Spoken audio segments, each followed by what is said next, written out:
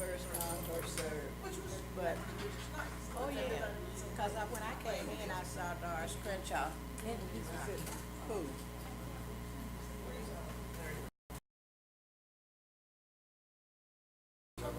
I'm like, who? No. I'm Robert Ford. Y'all know what I'm talking about. Pleased to meet you, Robert Ford. Yeah, Robert Ford. Yeah. I wear more red. I wear more red than them. All right. Everybody looking real cool. Everybody got presentations today? Everybody got presentations? Did you get my message? I got the told me to call you.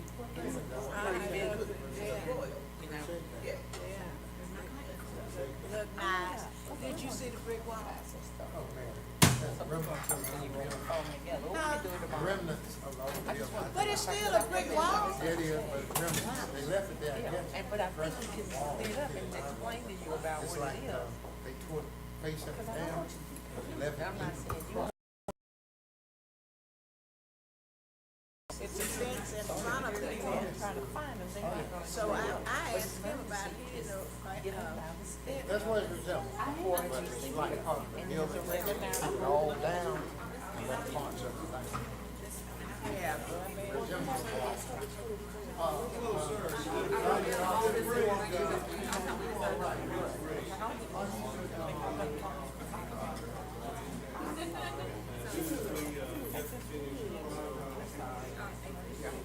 So what did she do? What's the bed done? She's out there now, y'all. That's okay. We got this is up and like I said, this is like a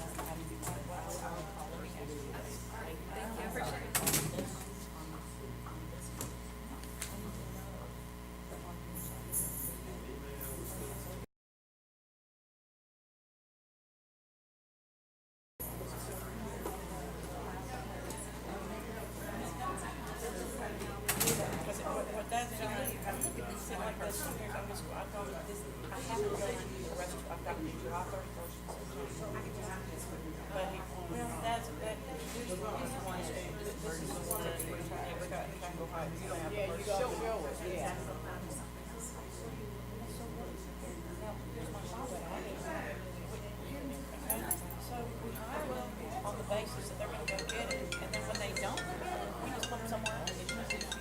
That's all.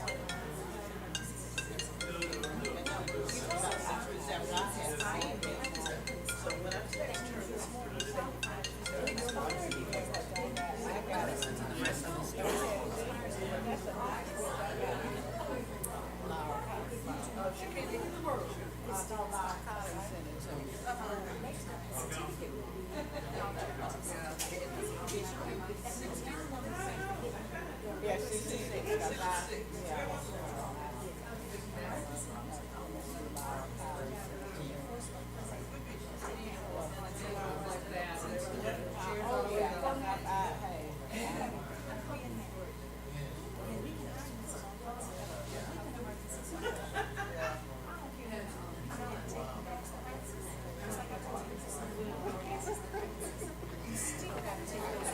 Don't you start with me now. Really have to figure out where we're up to.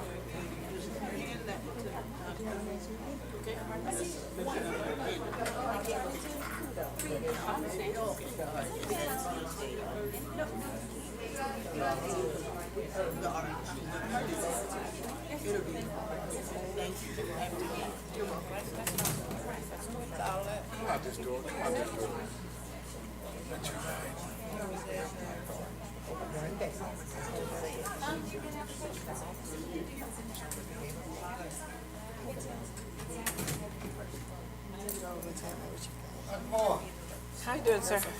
Keep on trumping. I'm trying. You know, it's hard though. Because I was a dog on the mission yesterday, I was at your place in business. With my understanding, you What this going? I thought Robert made a bunch of that, but he don't let it. I know one that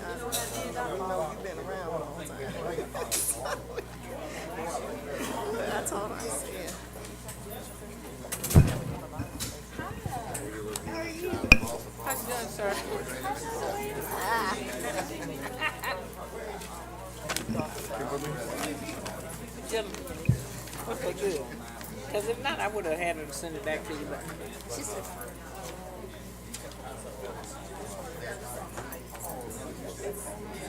yeah, that's why I told her. I said, because she's in Murfreesboro, I said, there might be some stuff that you can do. Don't tell them I said that. Yeah, and I mean, I'm not bragging because of my daughter. Okay, stay here. But she's really good at what she does. How you doing? You had a good day so far? See where I got one from, got that together. Can't wait. Go home. Yeah, because we had talked about. Hey, Mr. Anderson. And I said, let's do it before he leaves off. But I didn't want to do it. No, this is just information. Yeah, but we're going to do it here. Photograph and ask us about something like this. I went ahead, I was sitting on the same June. Okay, all right. I'll take it and read it. So, anyway.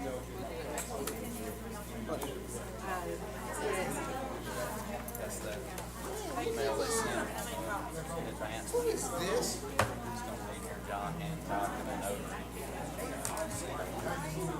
Okay, are you a notary list? I am. Okay. So do you need it tonight in the morning? Do you need it tonight? Okay, so can you notarize it? If you watch me sign it, can you notarize it? I know you have to have my driver's license. Do you have time? You don't have time. Well, once he starts it, I'll run up, because, this stuff is recorded. Oh, Y'all will be voting. Cool.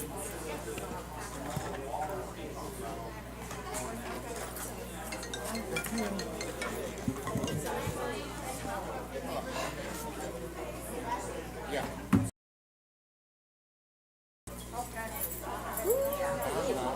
This place is. I'm glad y'all got a skirt down there. Yes.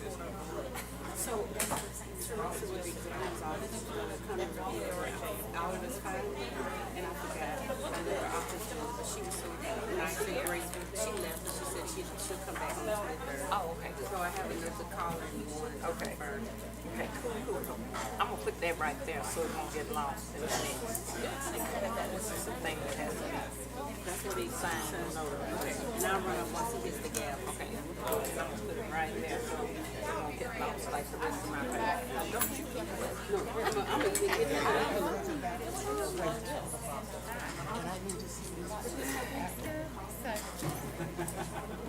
Wait for me to get Just do this one.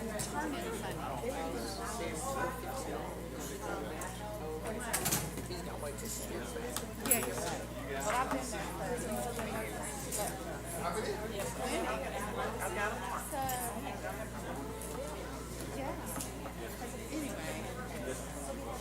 Hello, how are you?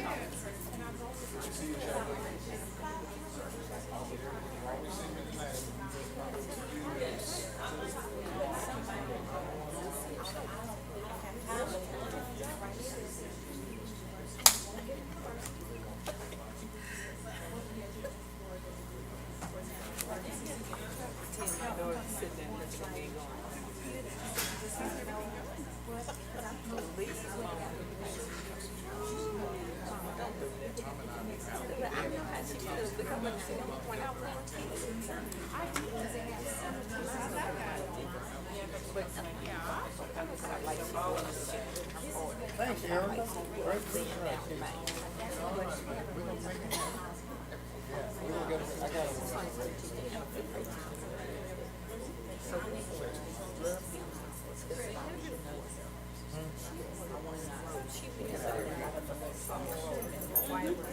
So they were supposed to come down to the pool, and they're supposed to come over. So put Just a resolution to the county, they just passed it out. something nice thing. Big thing. This little right in the top of the place of the right here. So how you doing, sir? Great. We're talking now or later? Later. This is gonna last about an hour. Something like that. Is this, did you get this? Don't wait too long. Guess what? I'm gonna leave and do something else And come back. and come back. Because I don't want to in between the sandwich. I want to see you. A lot of things, a whole lot. How long is it gonna take? I appreciate it. Appreciate it. 5 minutes. Oh, okay, cool. I can have that. Oh, boy, what's all we have here?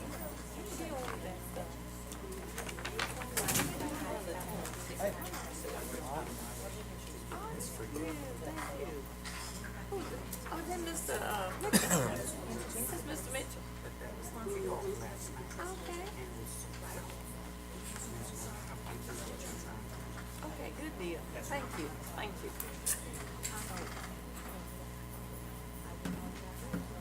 You all right? Are we ready? Everybody ready? Huh? Everybody ready?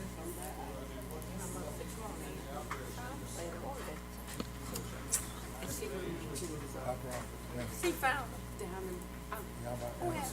In Rollwood Place. What you got there? I was, What's that? I was looking for those, I had, Oh, I was kicking off last night. They missed me. kick off. Thank you, there, go go for for it. They can. it. Where was that at? I'm not sure. I mean, Think big, it must have think big, man. oh, he was up in your church? He just gave me this. So I don't know where it was. We're in the start. Everybody ready?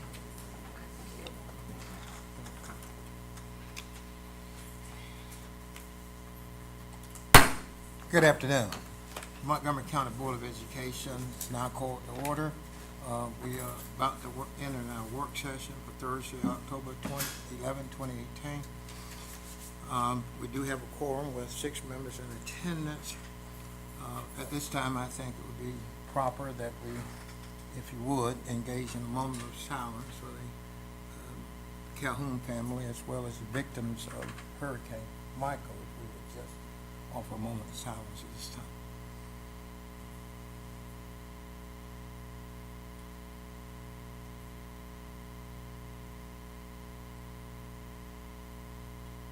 Amen. We need a motion to approve the agenda. Mr. Porter? Yes. I think it's on. I'm gonna move to approve the agenda, but I just wanna say something real quick about Greg Calhoun. When I was a school teacher at Southland Elementary School, he personally used to come into my classroom pretty regularly, at least once a month, and he would just work with me. He was truly involved in the community and helping me with my students. So, I just want you to know that he's really been a lifelong supporter of MPS, and I saw it personally and how those children really got it.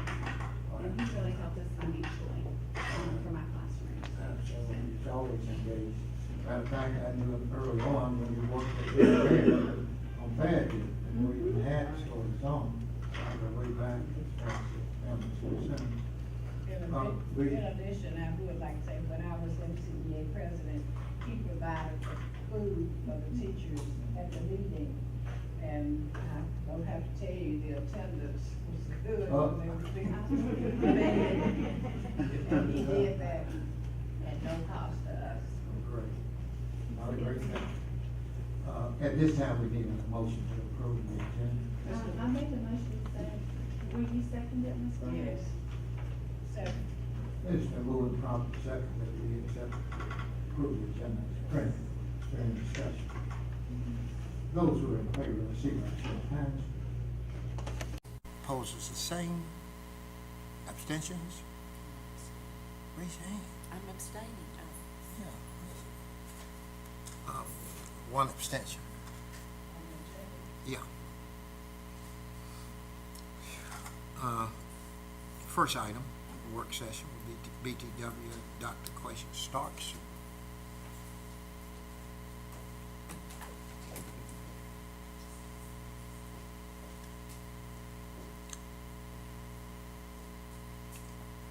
Good afternoon, Superintendent Moore, board members, also Chief Officer Roller, and my friend Tom Salter back there in our audience.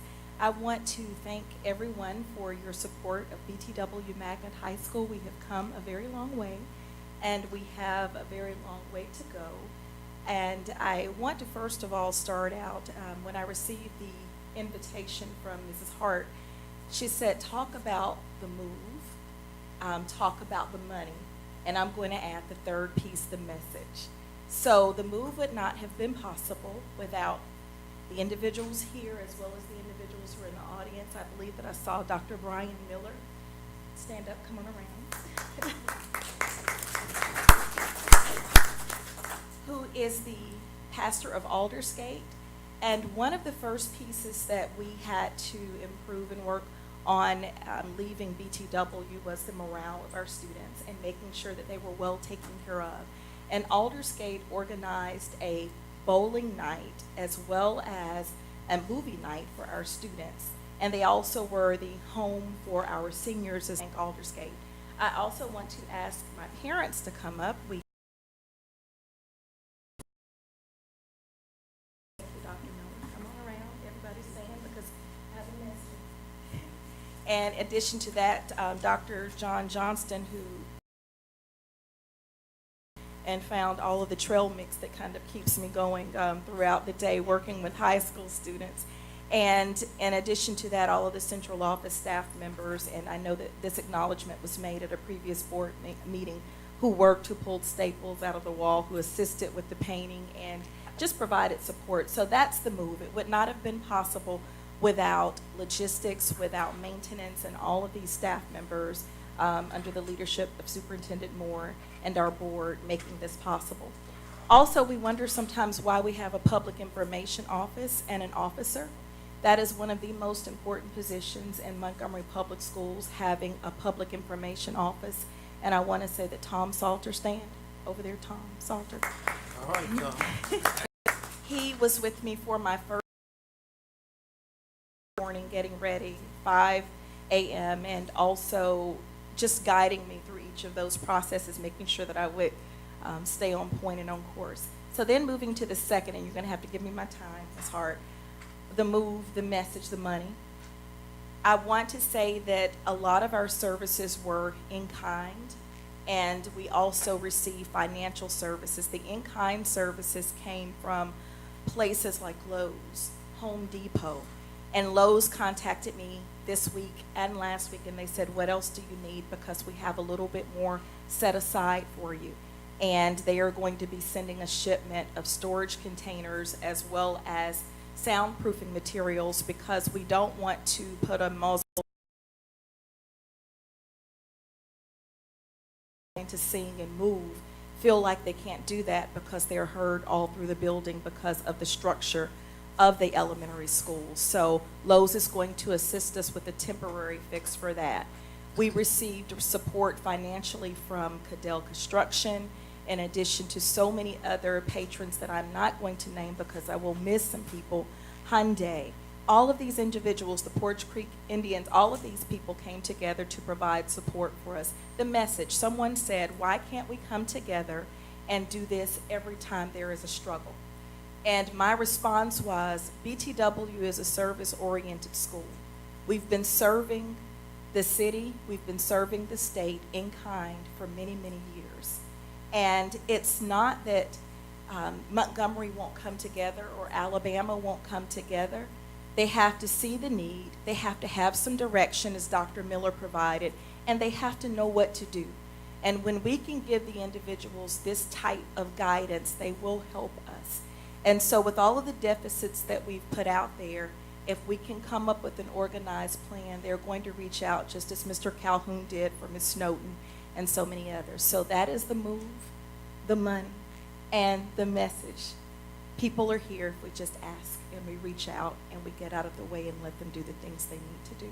So thank you all for your support, and if I missed anyone, I do apologize, but this has truly been a growth experience for me and a humbling experience to be blessed by so many people and all of my students as well and parents.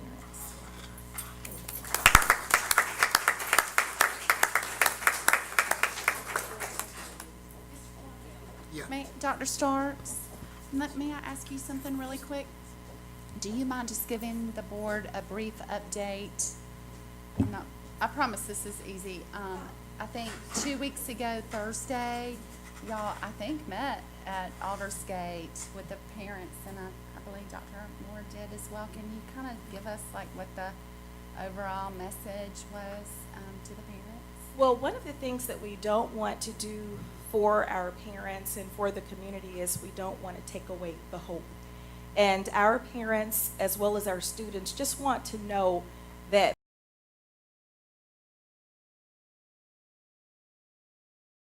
know what the deficits are.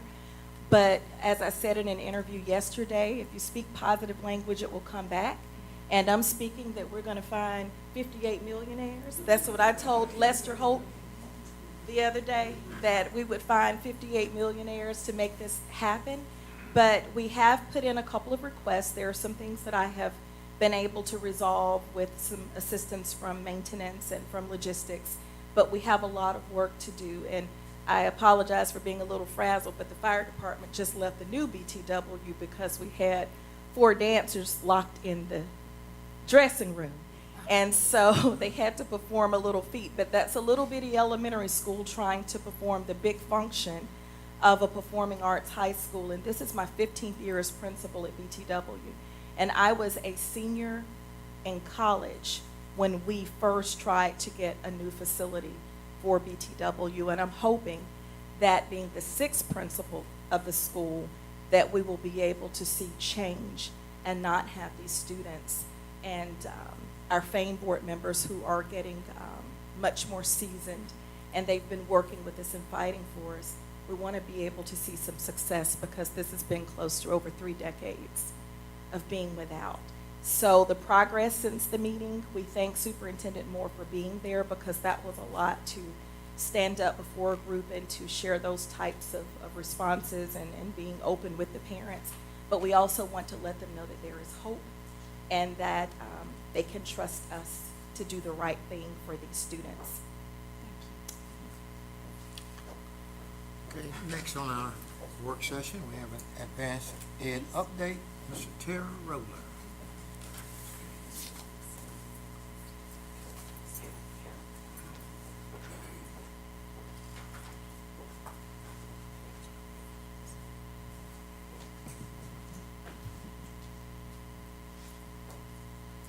Mr. Chairman and Board, I'd like to say good evening.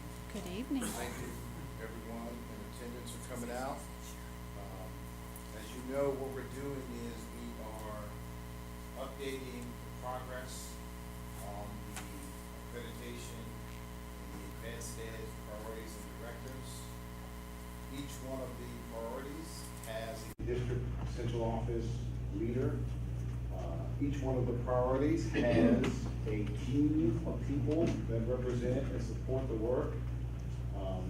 Each one of those teams are made up of all the folks that come together to make MPS happen.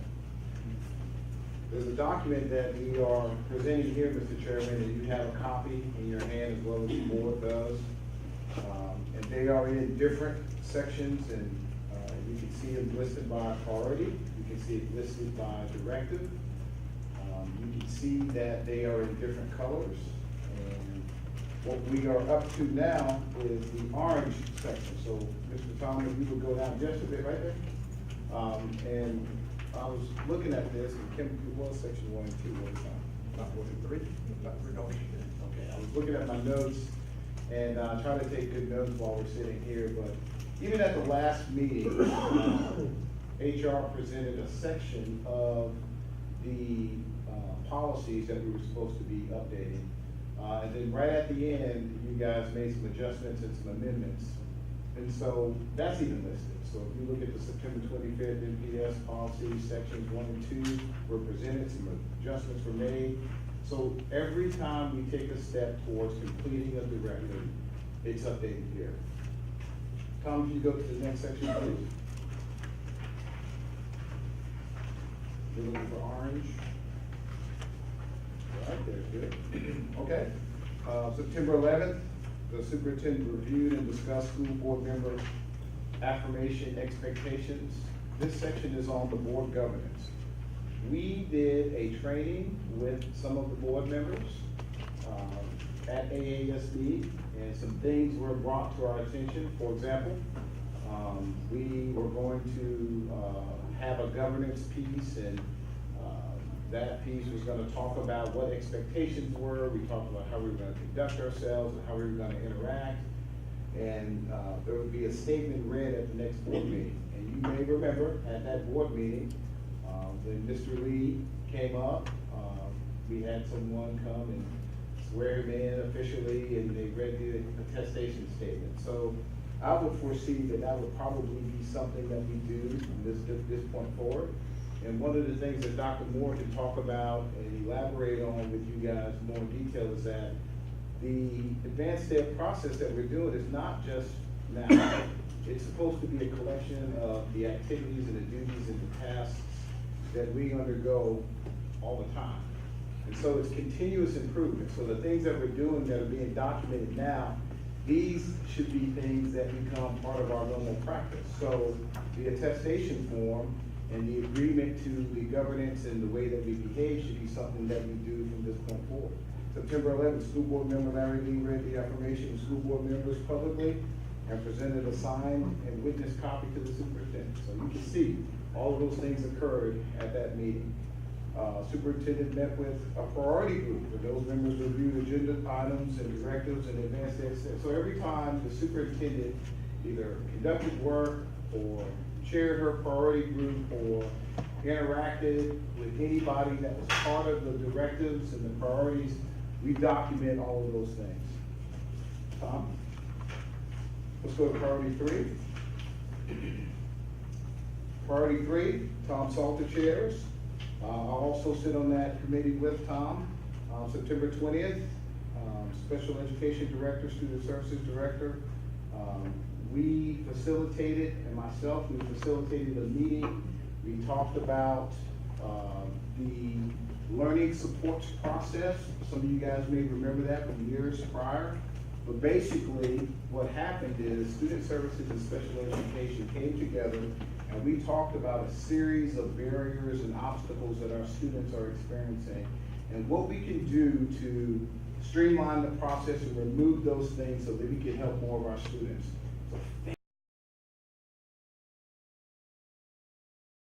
So the lives of kids, and so when the meeting was over, because I was there, the ladies came up and said, "Man, that was a great meeting. We should do that more." And I said, "Absolutely."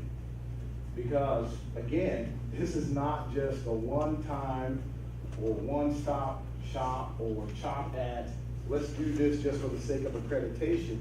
We're doing this because it's what's best for children. So that meeting did occur, but what we're planning in Student Services is to continue to have these conversations and this dialogue. And one of the things that came out of it was we need to do additional training with some of our assistant principals. And then when we had a conversation about that, we realized it had been a while since they had regular meetings. And so it was about rediscovering what's best for MPS and what's best for students and putting those things back in place.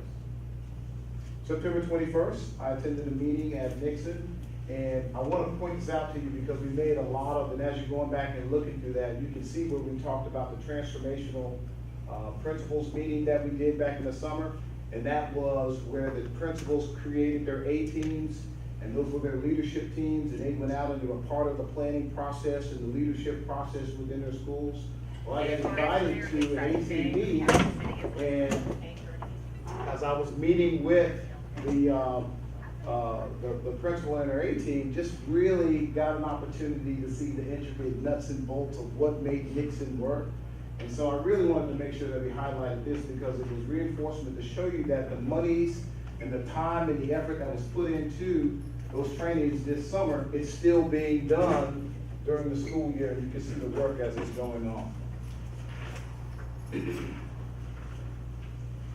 September 13th, superintendent met with priority group 4 committee. A spokesperson for the group was selected, and those committee group spokespersons presented the findings from their priority meetings at the Leadership Council. So, what does that mean? Well, we call our monthly principals meeting the Leadership Council.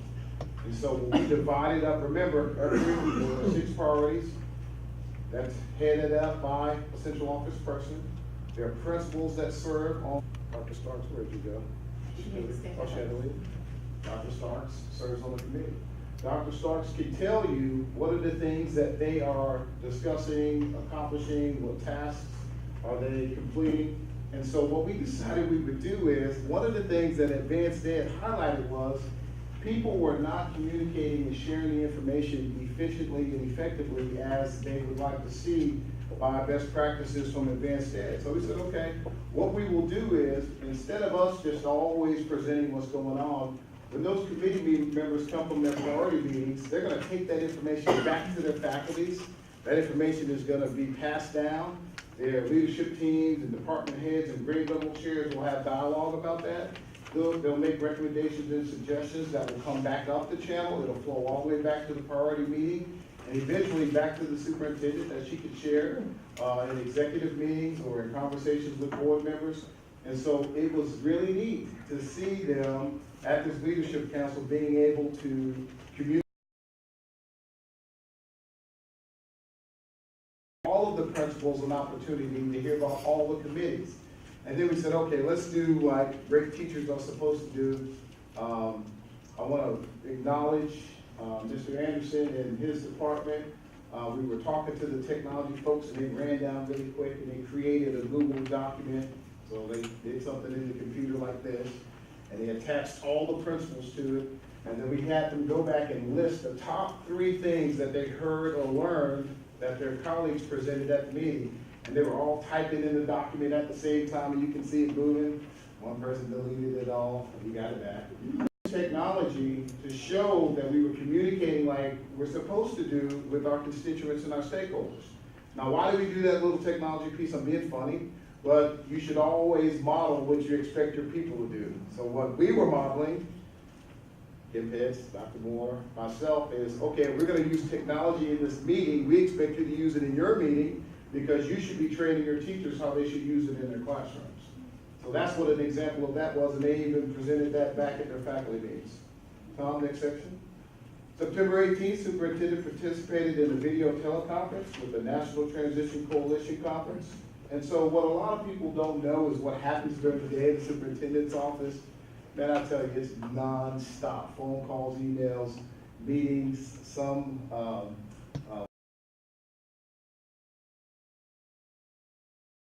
but this is always one of those good ones where you can meet with people and discuss changes and practices that you would like to see implemented in your district. And so she's always looking for positive ways to build relationships and partnerships. And so that's one of the things she's doing, community meetings and conferences and conversations with people to help us stimulate what we're doing and improve what we're doing. Working with the Women's Business Council. We also met we meet from time to time with various departments within the Department of Ed. People think when you work at the State Department, so doesn't that count when they're with you all the time? Well, there are multiple levels and multiple sections in departments, and so just like many of you in your businesses and what you do, you have experts under you that touch things more frequently with more expertise. And so it's not uncommon for Dr. Moore and myself to go and meet with folks at the department that have other levels that are their areas of expertise. One of which is on the work session agenda tonight that you will hear from shortly, and that's an example of that. Tom, let's go to priority 4. September 17th, priority and directive comprehensive assessment meeting. Yes.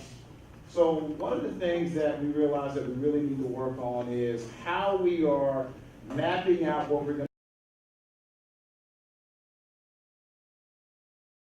is changing what's required for assessment. So as the state vacillates back and forth between what we're doing, what we used to do, what data we have, how do we compare the data, how we create a score, how we put our report card together, all of that affects what we do on the local level in our buildings, because every time the state mandates a series of assessments, we have to walk that back and determine how we're going to do our pre-assessments for those assessments. So, for example, if our big-time test that we're using for accountability in grade 11 is ACT, we would do in the high school level sort of a pre-examination of ACT stuff, find out where our students are weak, and then create a system to put in place practice and remediation and assistance for students way before they take that test. Well, when they remove that test, we got to change all of those systems. And so what we're doing is we're meeting with our assessment department. They put a team together. They have people with experience in the district that have done this, trying to figure out what exactly we're doing to prepare for our upcoming assessment.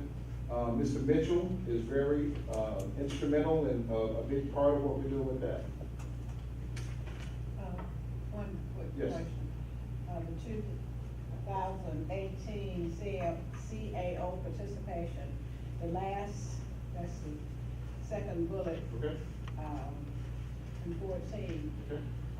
The part I'm looking at is if you met with. Oh, that's me, yes, sorry, I missed that one, let me say that one. I will definitely wanna do that one. Go back up, Tom. Down, I'm sorry, down.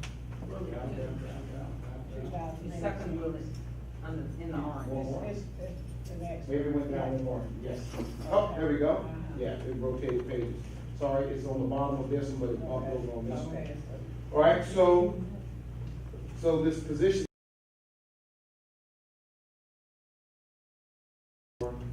What we're doing in this intervention process with me, but also the position in NPS for the curriculum instruction person is the chief academic officer. So let me be really clear, when I say CAO here, that's talking about my position.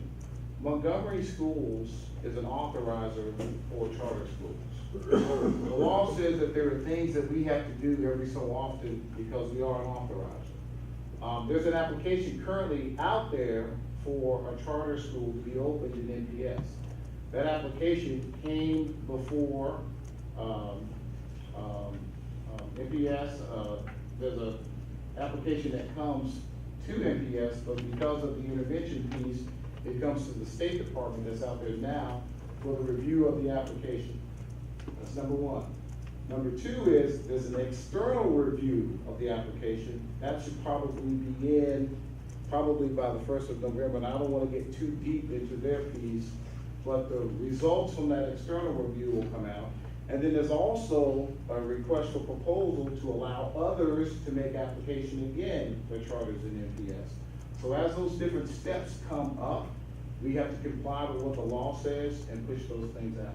Okay, the last little line, Okay. it says opportunities in MPS with grant funded. Now, where is this Okay, grant so funded this, coming from? all right, so the sale for the summer learning, there is a body, there's an organization that does grants to help support the summer programs. I know that there was some conversation and dialogue about what was MPS's commitment to our summer programs. But there's a body out there that works with big cities, they work with Huntsville, they work with Birmingham, they work with Montgomery in the past. And so this organization, this sale group, had an interest meeting to talk about how we can combine all of our services, because what we try not to do is a duplication of services when we're providing opportunities for young people. So if there are 5 organizations doing a summer feeding or summer lunch program, well, we wouldn't add a 5th one. What we would do is try to partner with them and maybe provide transportation for our students to get to those other ones, right? So one of the things that we were talking about in this was a pre-meeting to say, okay, what are some of the things that we want to do? What are some of the things that we've done in the past? What would we like to do for this upcoming year? So there's another meeting coming on, Monday? There we go. There's another meeting on Monday where we're gonna just talk about the next steps of the planning. And here's why that's important. Most people start making their plans for what they're gonna do in the summer around December, January, February, if they're to get, or reservations at the Grand Canyon, or whatever, Yellowstone, whatever you have to do. So what we talked about in this meeting with the Montgomery Education Foundation was, we've got to get our plans together faster so that we can let people know sooner what it is that we're actually trying to do in the summer, so that their kids will stay around with us and participate in that. So there's a meeting next week where we're just going to elaborate on that and go a little bit deeper and start listing and highlighting what we're going to do as we start planning for this upcoming summer program. But the biggest piece of it is this sale organization gives money to these combined groups of folks doing summer stuff. So it wouldn't cost us, it's not a cost just to be a part of it, but we do stand the chance of actually gaining some support that we would pay less for our own program. But you as CAO would be directly involved? No, I just went to the first interest meeting to see what's going on, but what we're actually gonna do is we're gonna pull a team of people. So it won't be me saying we're gonna do a reading program, and, because we have people that do reading here. They're gonna be at the table. We're not gonna do a language immersion program. We have people in charge of that. They should be at the table. We're not gonna do you know, a chess club, we have curricular people that are experts in those areas, and they'll bring their requests to the table. This is just me going to have the first conversation to get the dates in place and to start the meetings and to start building the first part of the team.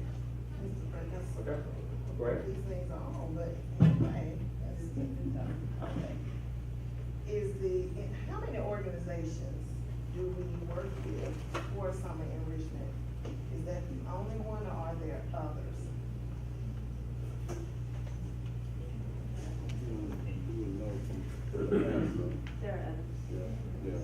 Yeah, we would have to get that. You know, Mr. Mitchell, is recently joining us, and so I would think he would have to just kind of do some research on what we did last year and look back a couple of years to see who all was involved.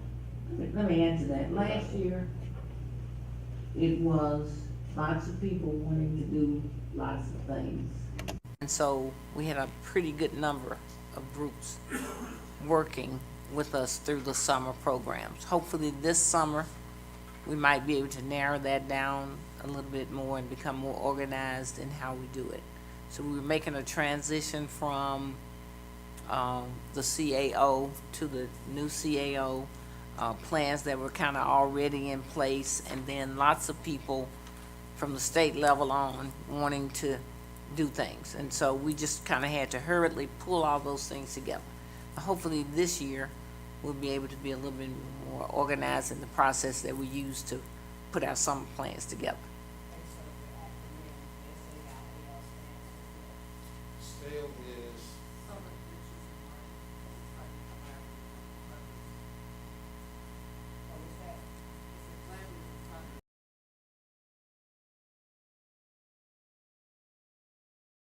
more funding to high quality summer learning programs, whether it be whoever's producing them, so that more students and families have the opportunity for that academic enrichment in the summer in the communities.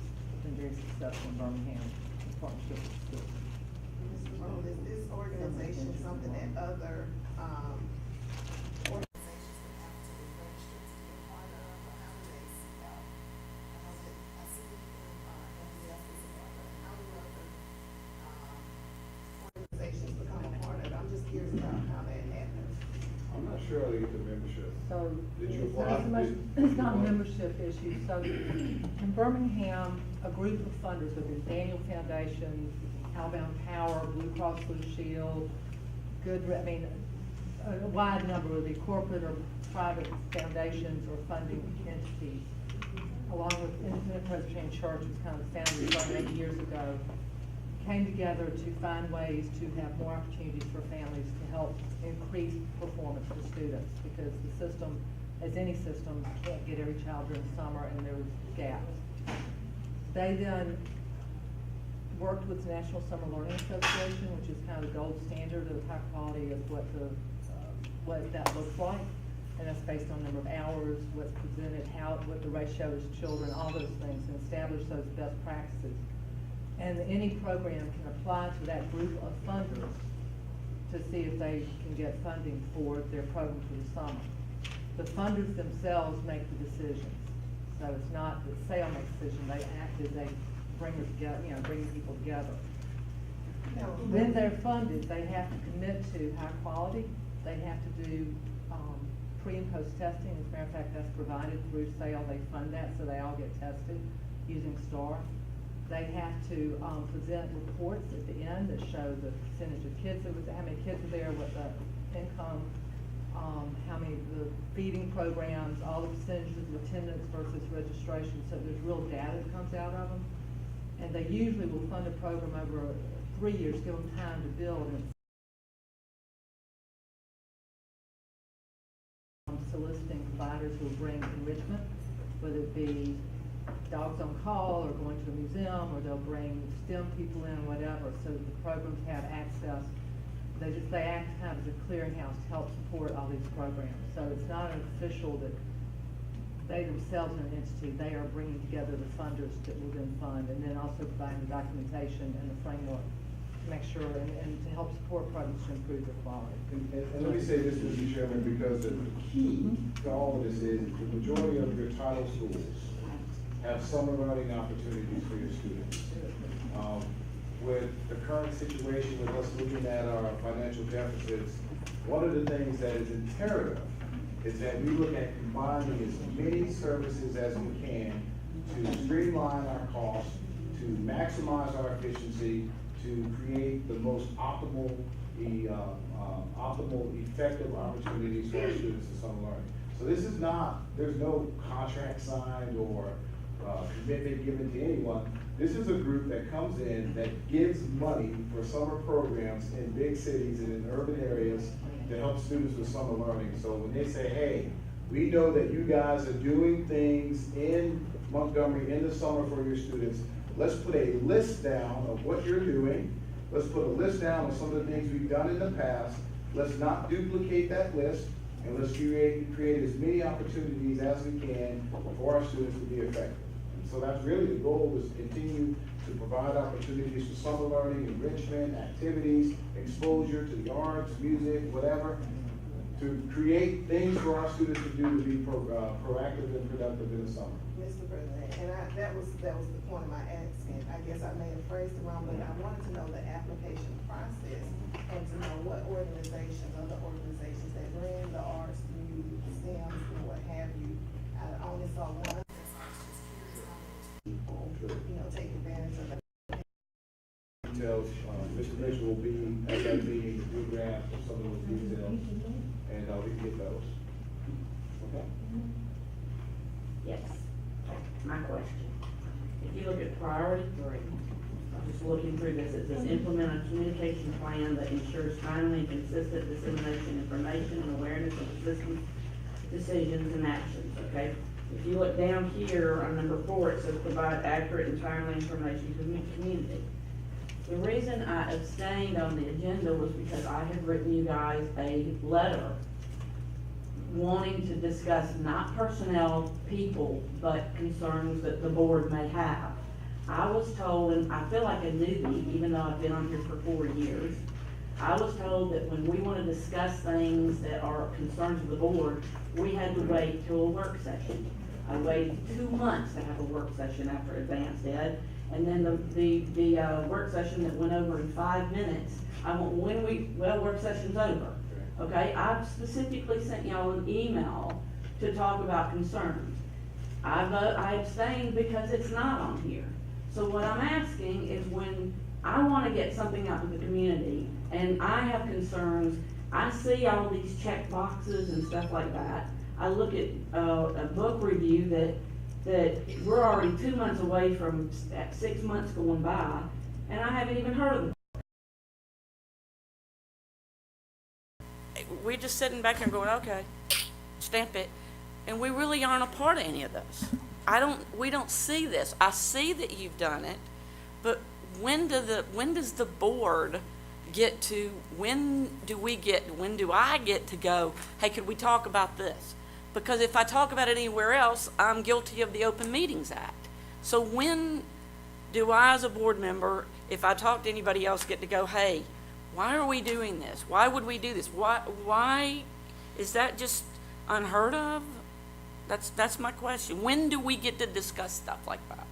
Because I was told work session. And I don't know how to, I've done the protocol, I've written y'all letters, I've written y'all emails, and y'all want to talk about it on the phone. Well, I want the other board members to discuss it. I want to know if others agree with me. I can't call them and go, hey, what do you think? Because it's a violation of the open meeting. So when do we get to have a work session? I thought or what is it that you have to have that board members can go, hey, yeah, that's a good idea, or, oh, no, I wouldn't do that. When's that happen? Okay, I'm trying to process the question. I think that if there's a particular topic that any board member wants to have on a work session, then if you will submit that to Leslie. I submitted it to you and Terry every as time. a work session item. I did. It's not about people. It's about the job descriptions. It's about why are we sending people over to be these accountability interventionists that came from a school with a 1.87. If you want an interventionist, why wouldn't you want somebody to come in and if you're going to have that position, why are you going to take somebody from one failing school and move them to another failing school? It just doesn't make sense to me. And other people, somebody else up here could go, yeah, Lisa, that really does make sense. If it does, I want to hear why it makes sense. Okay, so, not to, We can't talk about it. 'cause no, it's I'm not trying to not on the shut you agenda. down.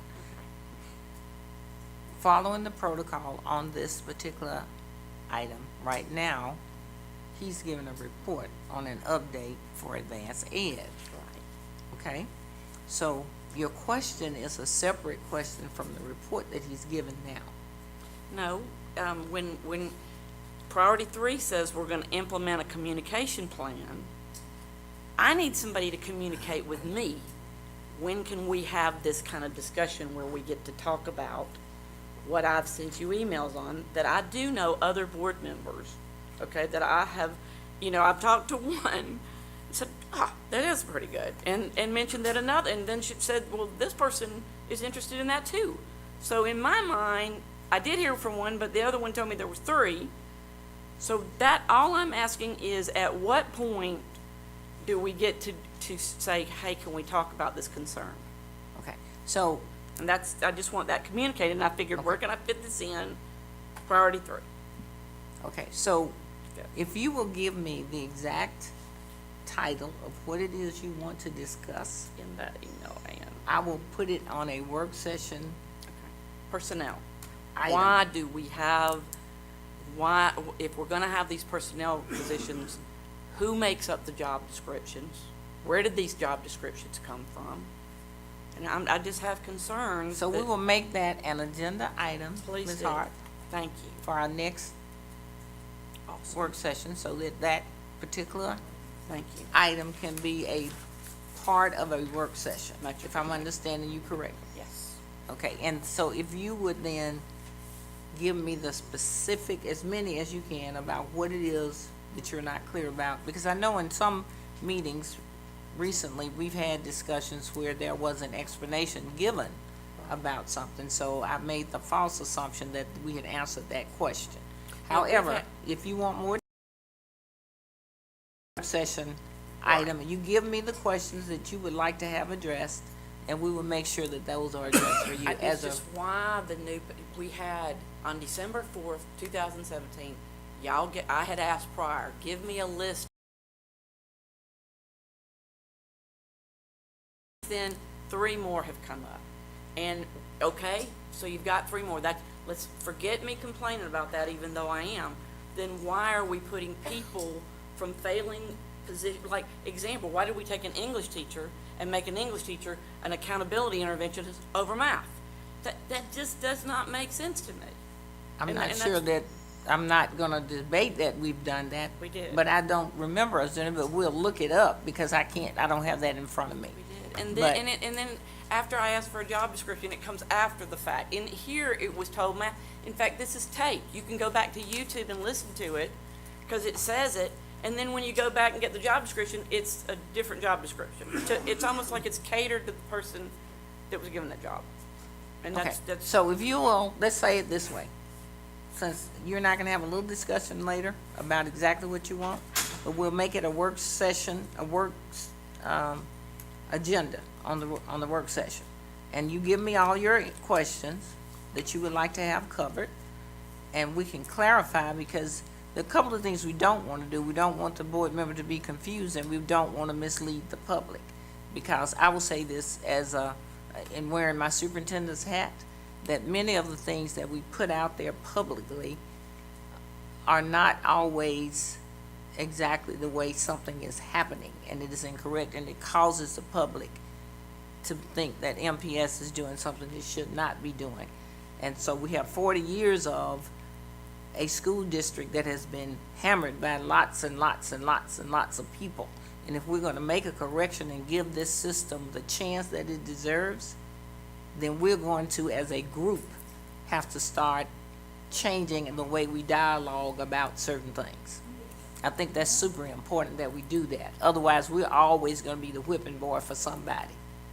So we need to say it, and it's a valid point if you want information that we give it to you. But we also, as a group, everybody in this room, we all have to start saying things in a way that portrays the system in the light that it needs to be portrayed in, or else we'll always be the underdog for everybody else around us. And that's certainly not where we want to go. I certainly, as your superintendent, don't want it to be that way. I want us to move forward the way we need to. The capital of the state of Alabama, and we'll never get there if we don't say it the right way. I'm not saying misinformation, I'm saying say it, we have to say it the right way. So if you'll give me the area that you want to discuss, and I'll say this to any board member, if there's a topic that you ever want to discuss, say, look, I'd like to put this on the work session, here are the things I want y'all to explain to me, so that we can give you legitimate answers to those questions. So that we're not guessing about, and everybody hears it at the same time. Okay, and we'll do that. Thank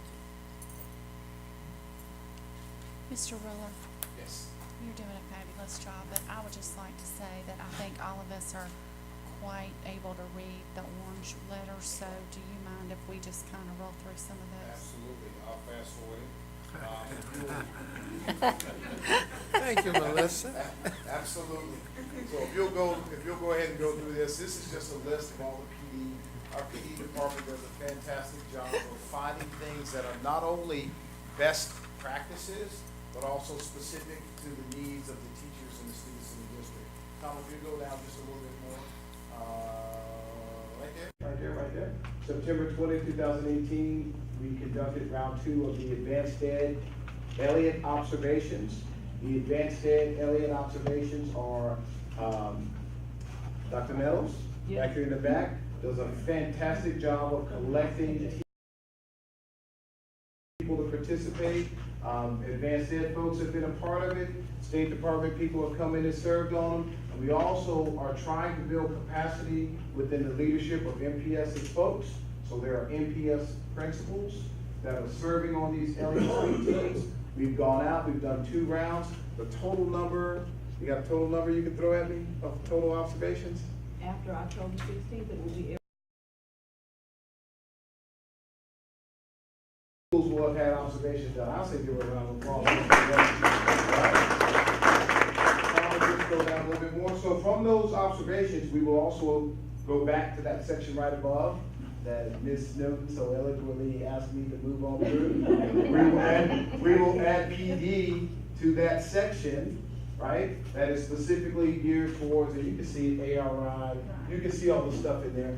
We'll add PD to that section based on the results from the Elliots when we do our tabulation and calculations, okay? Real quick, Mr. Rowe, Yes. not to interrupt you, but will we be apprised of what you are, what the results are? I think, yeah, Yeah. they're being tabulated. Okay. Yes, Dr. Harrison is actually doing all of the tabulations. We're gonna present them to the principals so they'll know how to move forward with their schools. And we will also present those to you all if you like. Yes, please. If you go down to priority 5, please. Okay, there. Bernard Mitchell, the Chief Administrative Officer, there's that title again, the curriculum and instruction person. Academic roundtables to derive a deeper understanding of what is being held on our accountability report card. Talking about things that make up the expectations of instructional practices in MPS. Tom? Putting groups and teams together to talk about what we will expect and how we'll monitor and look at that within the building and across the district. Also, I want to make sure that I point this out. Very important that we point this out. This is what we alluded to earlier, September 27th, the Montgomery Education Foundation Charter Application review was held at the State Department. There's also an external review going on right now. We hope to have that information back from that external review. That'll be by November. And we'll see at that point what the findings are, and then ultimately the state superintendent will sign off on where we go with the first charter operation in NPS. Let's go to 6. September 13th, Chief School Financial Officer, Mr. Watts, presented the budget for the second hearing, and a recommendation was made. So that was the next to the last meeting that we had where we approved our budget. And I think it was the first time that we had it in quite a while. A lot of folks are really excited about us moving forward with getting that first round in. But the work now begins on what we're doing to make sure that we are running and operating as efficiently and as effectively. If you look down and you looking at the locally funded units to determine where cuts and reductions can be made, I put ongoing because we talk about it almost every day. We look at options. There are some spots that someone will vacate and we won't fill.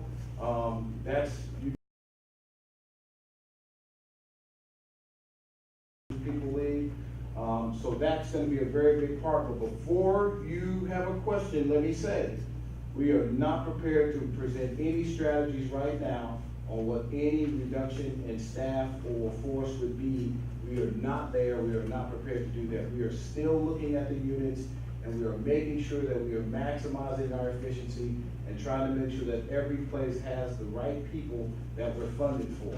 Okay, so we're not prepared to discuss any strategies on that yet, but it's ongoing. We're building those plans now. Okay, and lastly, this one, okay, that's it. All right, Mr. Chairman. Thank you, sir. Appreciate it. All right, thank you. Thank you, Ms. Roller. You did a great job. Thank you. As always. The next item, charter school information is Logan University. Okay, and while they're coming to the mic, I want to say, You know, we've done some things earlier prior to my being here and before some of these people were probably in place. So we know now that we are an authorizer. And so there's some things we have to do, and these ladies will talk to you about that. Thank you. Good evening. It's good to be here. Hopefully you can hear me now. My name is Logan Searcy, and I work at the State Department of Education. I'm the point of contact for charter schools. And today, we're going to talk about where we were, where we are, and where we're going. And Ms. Hatch and I will start with where we are. Where you are right now is your charter school authorizers, and that requires a level of capacity that the State Department is going to work diligently in helping and supporting, and that Dr. Moore has appointed Ms. Hatch as a point of contact for charter schools in Montgomery. So she and I have been working collaboratively together. I've enjoyed every minute of it. And so she's going to present what it takes to be an authorizer to you this evening. And then when she's finished, I'll go back to where we were and where we're going. And hopefully that this can be a process that we all enjoy doing together and learning and making it a good quality option for Montgomery. So, Ms. Hatch. Hello. It's good to see you again. I just wanted to take just kind of a little bit of authorizing 101, just to go back to where we were back in February of 2016. So MPS is authorizers. What does it mean to be an authorizer? Well, a local school board, our school board, can register to be a charter authorizer. We did that, you guys voted that and approved it in February of 2016. And then from that point, I diligently worked until March. I had a couple of weeks to submit an application into the state. We did a lot of research. We started trying to build capacity. And if you remember, that was about the same time that intervention was coming in. And we knew that we did not have the finances, nor did we have the capacity at that time to move forward as a charter school authorizer. So that's where we were. The other part of charter school authorizing, besides the LEA, the State Department, and they can serve as authorizers if the LEA does not decide to be an authorizer, and if the LEA is an authorizer, which we are, then they become an appellate body, meaning that if we deny any application, then that denial for new schools, for new startup schools only, can then go to them to be reviewed further. So, But Christie, do they, after, if we approve something, they would still have to go to that commission? no, if we No, it's approve just it, approved, it's just okay. us and it stays in-house. If we do not approve it, if we deny it and it goes to the commission and the commission approves it, then the commission then becomes the authorizer of that school. So they may not necessarily approve it? They may not. They may or may not? They may agree with MPS and say, no, that's not a good plan. But if we're authorizers, we don't have any authority over that, right? Or we do? We do. Do they still have their own board? They do, and I'm gonna, we're gonna go over that. So just a point of clarity before we go any deeper, I wanted to be clear.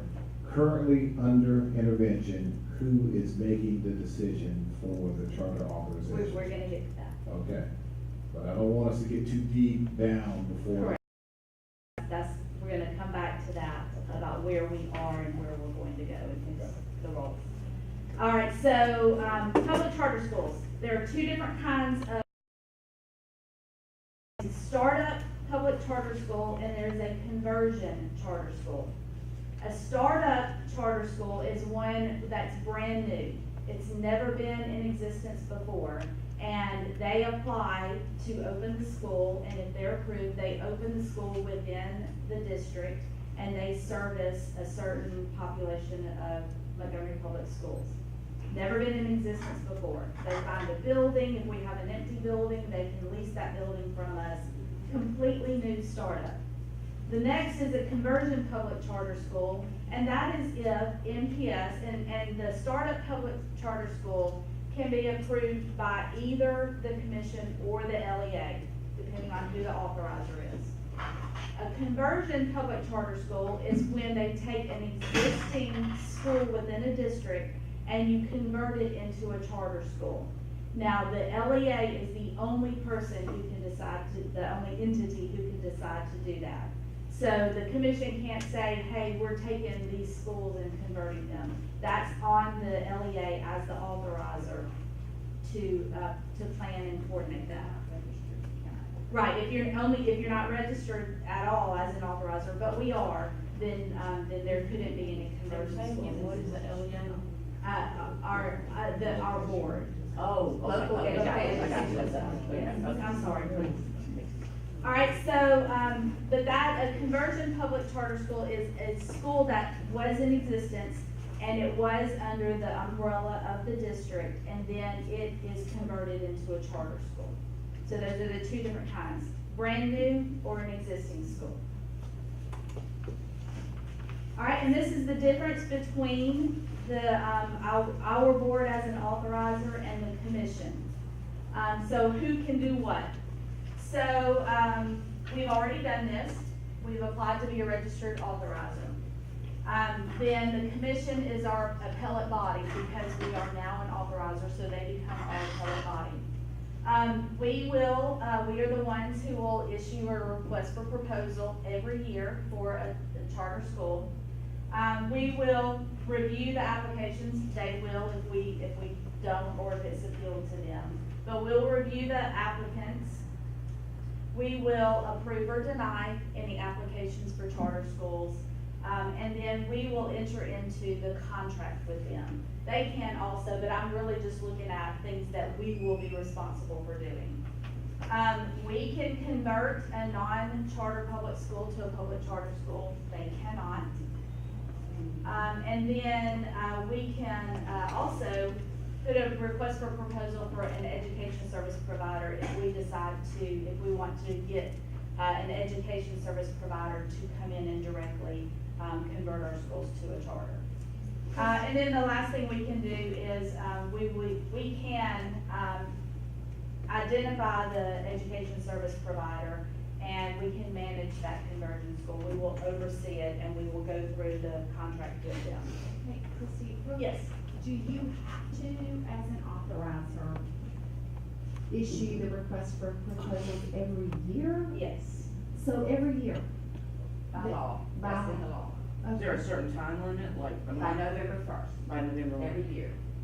And so that means that there could just be more and more and more charter schools, or? Well, you have to approve them, but yes, every time you put out a request for proposal, you have an application cycle. So anyone, startup can apply, Okay. and the conversion could also occur. They have to actually apply, and then you have to go through the approval process. But yes, by law, you issue out that application every year by November first. But again, only if it's a strong plan. If we don't feel like it's a plan that would succeed, we can deny it. They could always appeal to the commission. But if we have grounds and we have reasons and we say this is not a strong plan because of this, then it can be denied.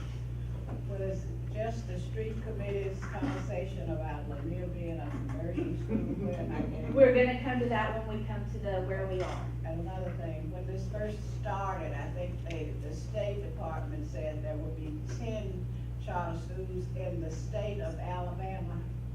If the law says during the first few years, you can only get up to 10, we've never And then all succeeded that. 10 don't have to be in Montgomery County.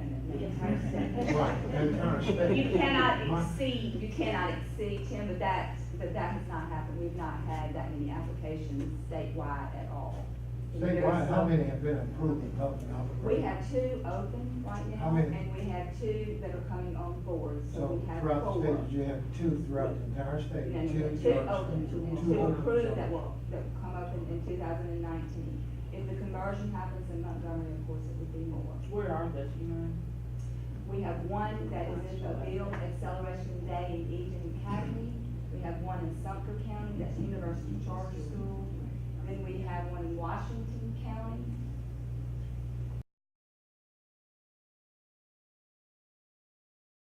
Federal grants and received them for over $1 million.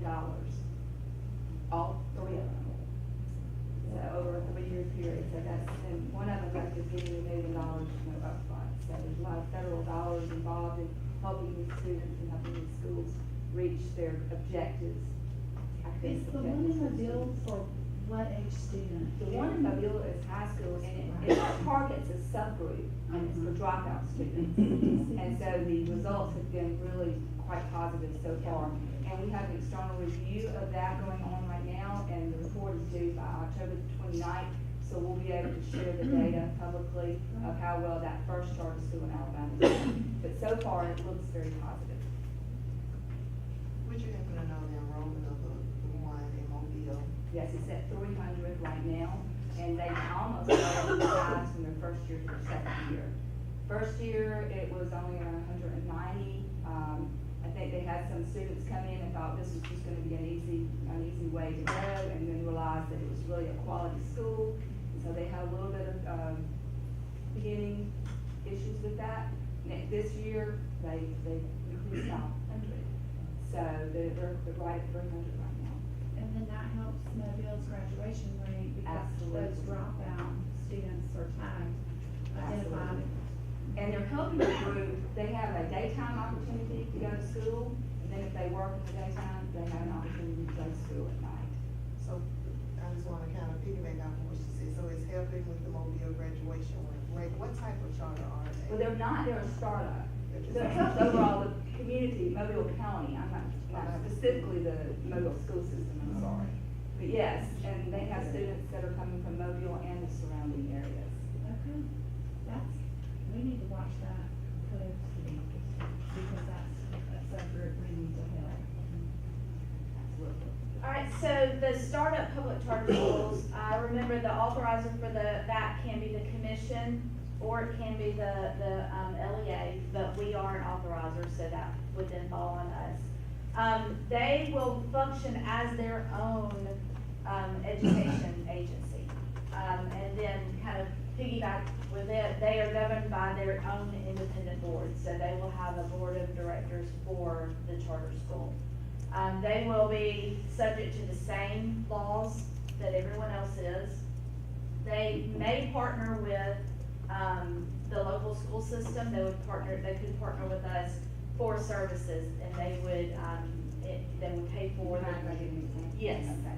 So in Mobile, Jeremiah Newell, who's the director in Mobile of Acceleration Day and Evening Academy, he has a service contract with Saraland. So they are working together, and some of the services he might need or need help with. Special education services, federal programs, those type of things that he actually contracts with Saraland. So there's some partnerships that can be created with the local schools. One opposing another. So that's been really helpful in their progress and being able to grow. I think it's, Mobile school system has not been at all acceleration day. How many special education students do they take in? If they, you know what, it's based on a lottery. Everyone, you have a registration period, everyone's open enrollment to everyone, and then they have a lottery, so it's completely, there's no bias whatsoever. It's open enrollment for all. Even if it were a charter school, you cannot have any preferences. No, I'm thinking, yeah. How many are actually at Celebration Day, Evening Academy? I think 2%, I think, if I'm thinking correctly.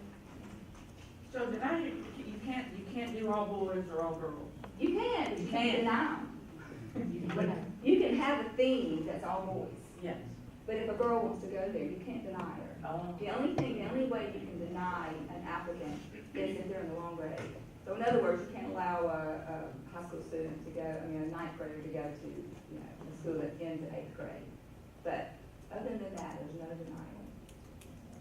Are there, are all of these teachers, all throughout the state, I guess, the ones that are in existence, are all of their teachers certified? For the most part, yes. Let me tell you a little bit about that. Okay. So in the application process, you have a plan. And before the commission or any authorizer would approve a plan, they would look to see what sort of qualifications that the applicant plans to use for their teachers. And all the applications that I've seen thus far that have been approved, they all say that they're going for certified teachers. Now, we know that's not always the case in Alabama, so what do they do if they cannot find a certified teacher? They're looking for teachers with high qualifications.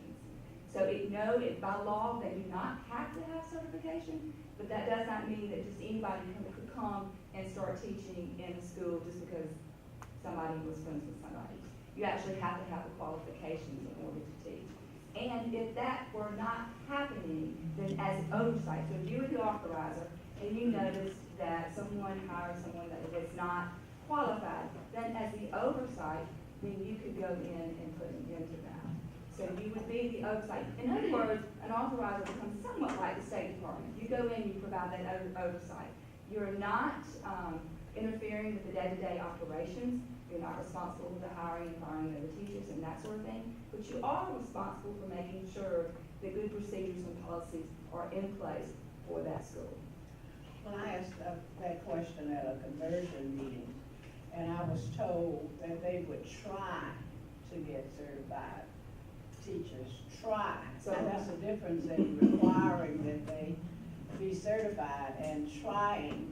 Well, like the law, leaving it open. Right, the law does say that they don't have to be certified. Now, trying means that you have an application period and you're looking for certified teachers. But let's just say, for example, there was a math teaching position open, and they tried to get a certified math teacher. But you and I both know, I was principal in Selma, I had a hard time finding a math teacher, very hard. But there might have been a professor at the local school, local college that was willing to come and teach, but maybe didn't want to go back and get that certification. But he's a professor, and I know he's highly qualified, and he's passed the background checks that you have to pass. Well, then that professor can come and teach at the school, even though he doesn't have that certification. So I think what you mean by trying is you're looking for those certified teachers, but sometimes we have to look outside the box because of the teacher shortage. I have to make this comment. We have plenty of uncertified now. Because we have emergency certification, but That's right. but emergency certification that lasts for 1 year, 1 year only. So situation, you're not gonna have that 1 year and you've got to figure out what else you're gonna do. And so to me, that's really like Vala said, we're gonna be authorized, we have to have certified teachers, try, and they come in, they come in with the endorsements and all that. But we're gonna be authorized for some other schools within our system, maybe charter or conversion, but they are going to try to get certified people. I see a problem with that, and they have the autonomy to do whatever they want to do. So maybe the State Department need to give us autonomy to do some of the things we need to do. Point taken, but as many in other states, perhaps if you went with the conversion model, then you would be in the same situation where you could hire those high quality teachers without the certification. That is an option for you to actually have more conversion skills, so then you would get that ability. So it depends on how you look at it. That's point taken. Thank you. I have a question, okay. And I know Mr. Roller does, thinks we're getting too deep, but, you know, we don't have this I think opportunity. it's good. I think it's good. We don't have an Well, we opportunity. ask questions on the front end, I don't know what Right, that's so all about. let me ask you Happy to this. answer. Okay, let's just hypothetically say that we do convert one of our schools, Yes. okay? You know you have all those tenured teachers, okay? And I know charter school teachers are not tenured. Soon as they take that job, they automatically lose their tenure. Where there's not too many tenured teachers, I think that would buy into that. So now what do we, if we're authorizers, what are we gonna do with those, tenured teachers? Reduction in force, legislation, we look for the openings in other areas. Talking to the mic, so we know what you're saying. Oh, sorry. I said that, reduction in force would take place. So we gotta reduce. School is your school, because it's part of the school system. But they still have the autonomy, and autonomy means that they can. Yes, ma'am. Point taken. So we would probably, as a system, our first step would be to try to transfer those people into some You would try to openings, if transfer we them could. and So we have to openings hold in off other on areas. any. You wouldn't Right. hire, new teachers, those positions until you had those teachers in place. We have to move them because of like tenure. Exactly what we did. Like if we close the school, we have to move those folks if they have tenure, that's the first step. And then that would be before we do any new hires or anything like that. That's correct. One last question. You mentioned the, schools in Mobile, Sumter, Washington, Birmingham. How many of those cities have conversion charter schools? This would be the first conversion in Alabama.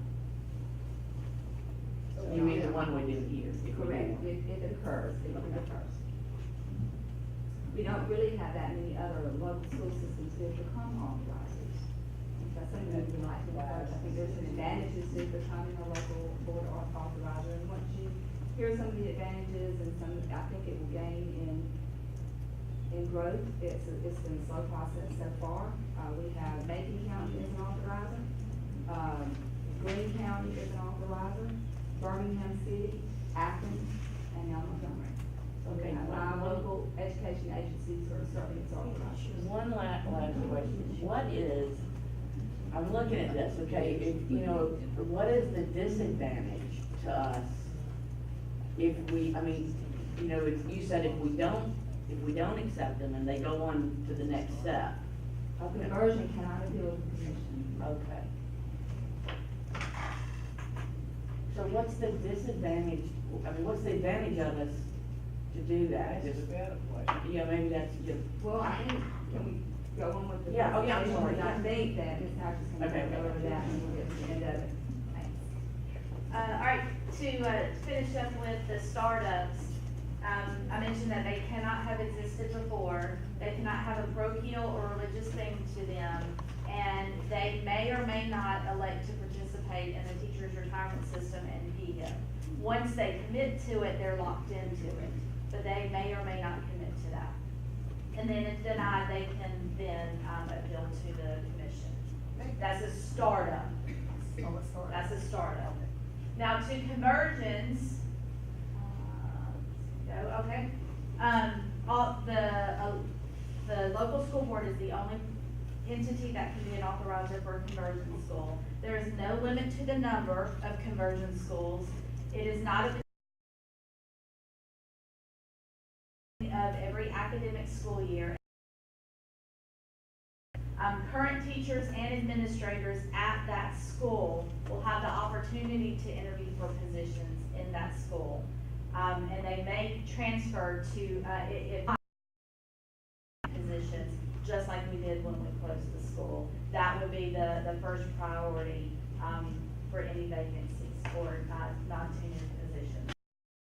And there are still, excess numbers of teachers, then we would have to enact reduction in force. So, just point of clarification, on the reduction in force piece, and this is an HR question also, the reduction in force might not necessarily be limited to the people in that school. Correct. When you do a reduction in force plan, it could be across the system, Yes. and then we would have space to move people. Yes. So it's not just that one school that might be affected by reduction in force. Dr. Moore, and that's one thing that I think that this board really needs to do. Mary, I'm sure you and Eleanor and I were the only board members when we had to do that reduction in force back in 2008 or 9. But we need to make sure that our reduction in force policy is good, because I don't know that it is right now. I mean, I may be wrong. Ms. Pitts, do you know the reduction in force policy? When we get to that section in our new handbook, it is been revised. I think we should do, put that up pretty quick to make sure that it's, if we know we've got the conversion school possibility, we need to make sure that for our people, that we're ready to deal with that. Instead of, reacting, let's be proactive. So I just want to say that, I mean, I've only got another month on this board, but I would just say, please, y'all, let's get that done sooner than later. Because that RIF policy is going. And the draft is already done. Good. You presented it to you all. Well, we will have a meeting next. We need to get that done. Okay, so their governing board, let's talk about their, the governing board of a public charter school. These are all of the powers granted to them. They're the same as yours. They can receive and disperse funds, they can do a budget. They can secure insurance and enter into contracts, they can enter into leases. They can contract with an education service provider that's going to manage and operate the school.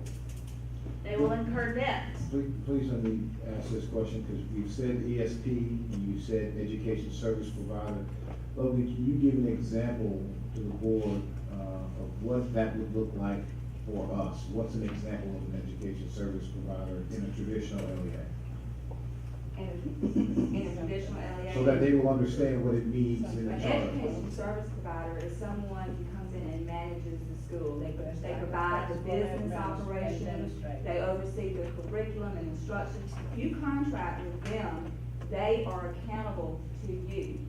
They are accountable to what objectives you set forth in the contract.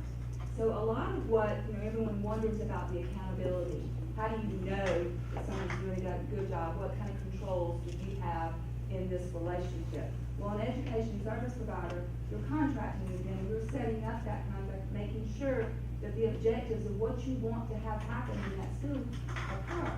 And then you have conditions throughout that to make sure that there are benchmarks that they meet, to make sure that those students are actually achieving and progressing in that school, that they are overseeing the business operations, they are overseeing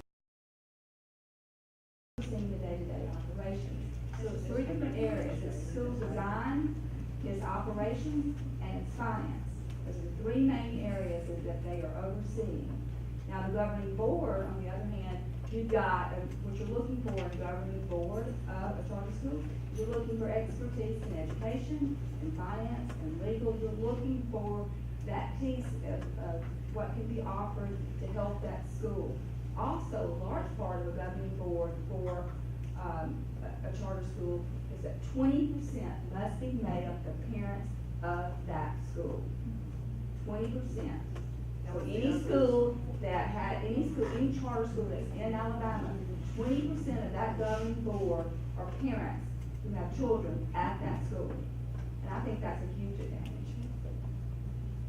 And what's the overall percentage? You said 20% of the governing board. What's the overall percentage? Well, boards aren't set to a certain number, so it depends on what exact number is decided upon. Usually, what we've had so far is 6, but, you know, in Mobile, there are more. You really need an uneven number. Yes, ma'am. 7, 9, Correct, 11, but there's not a set number for a governing board at this point, it's just that whatever number it is, 20% has to be. You certainly want enough range of expertise on your board, though.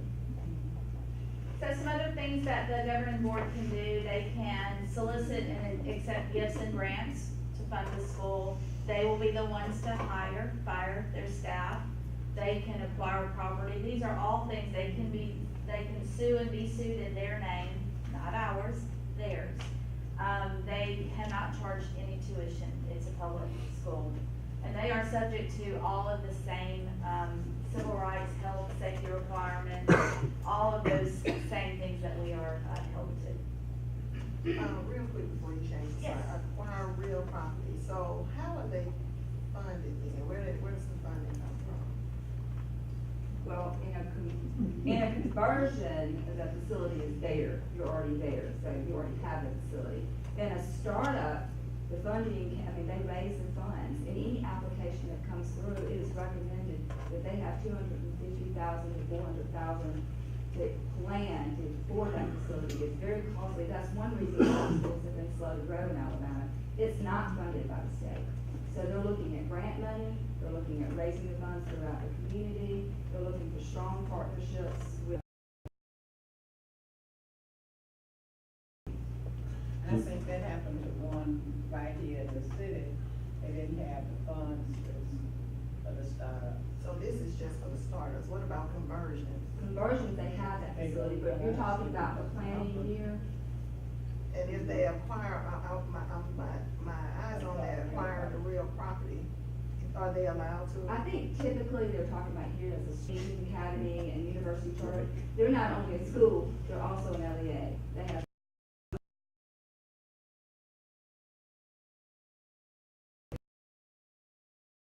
listed.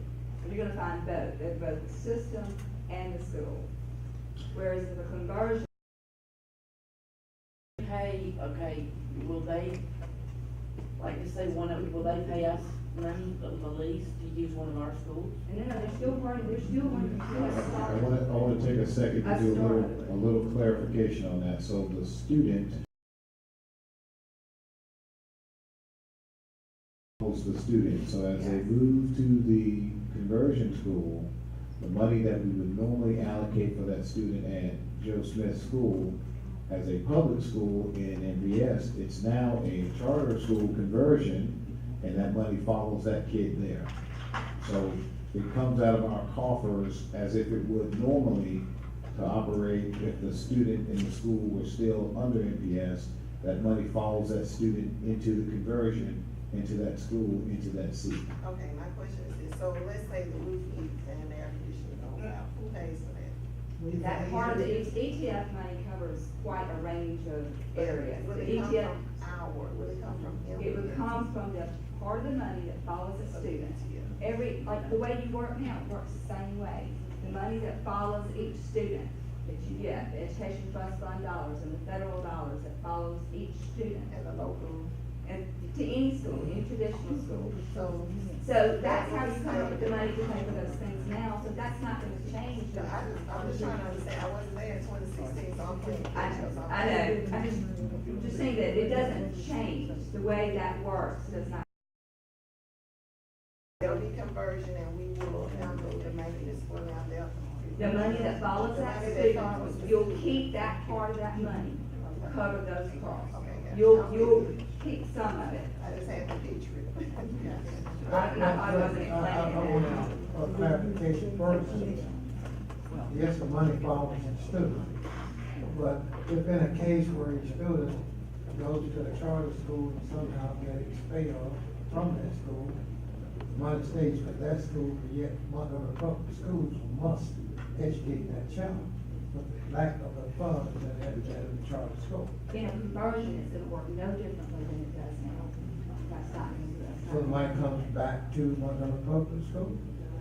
So the way it works now is. It's a child, So, money that's already. Mr. Chairman, we don't mind just order while the meeting's going on, because there's some, if you'll just remind the audience of order while the meeting's going on.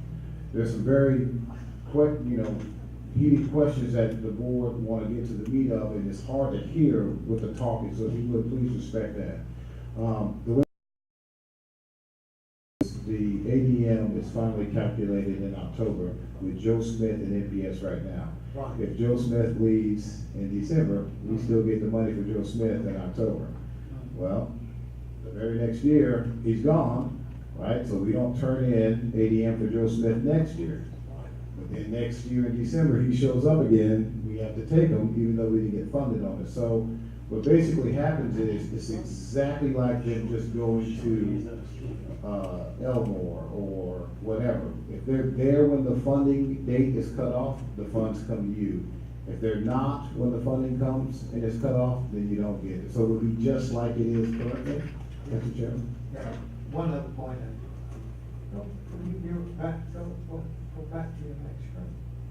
It's my understanding that the Public Charter School Governing Board could be sued or,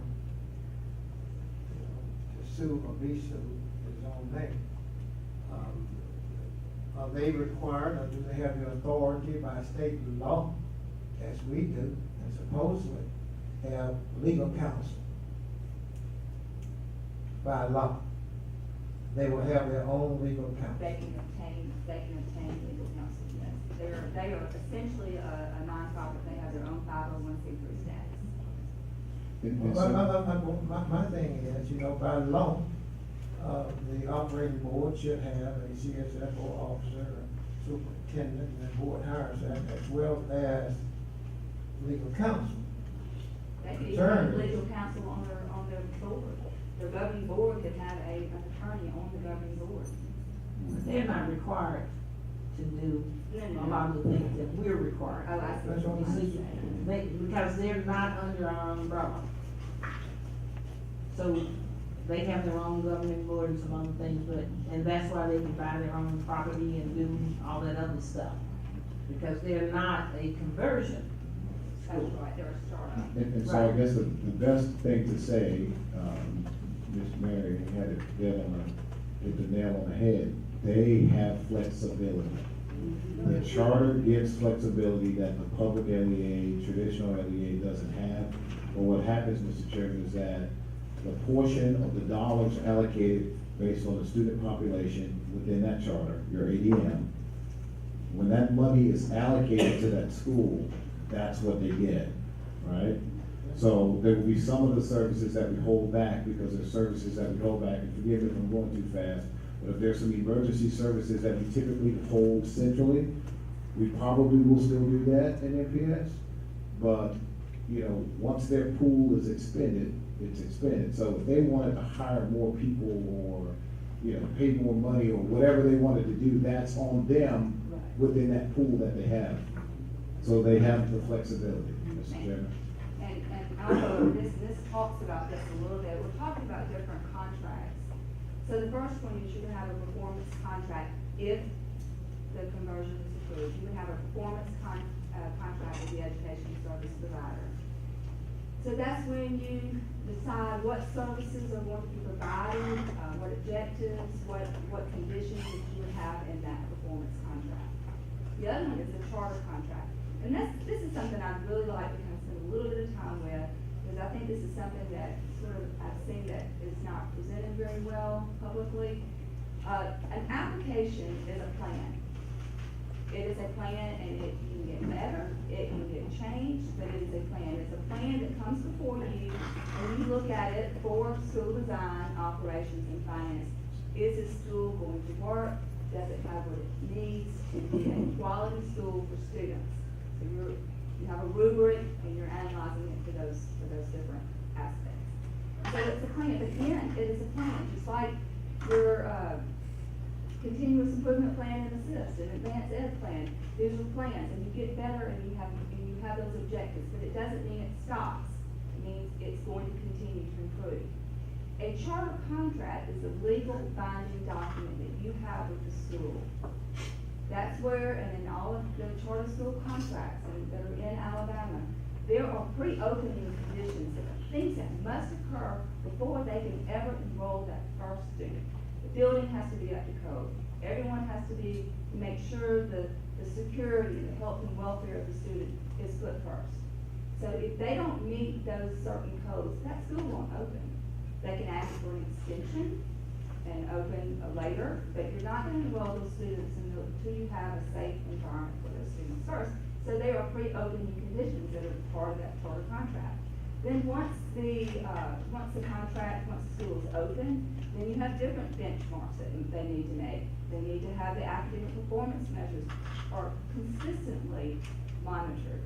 We're using something called charter tools at the state for the commission, where you look to once every 3 years. It's every day.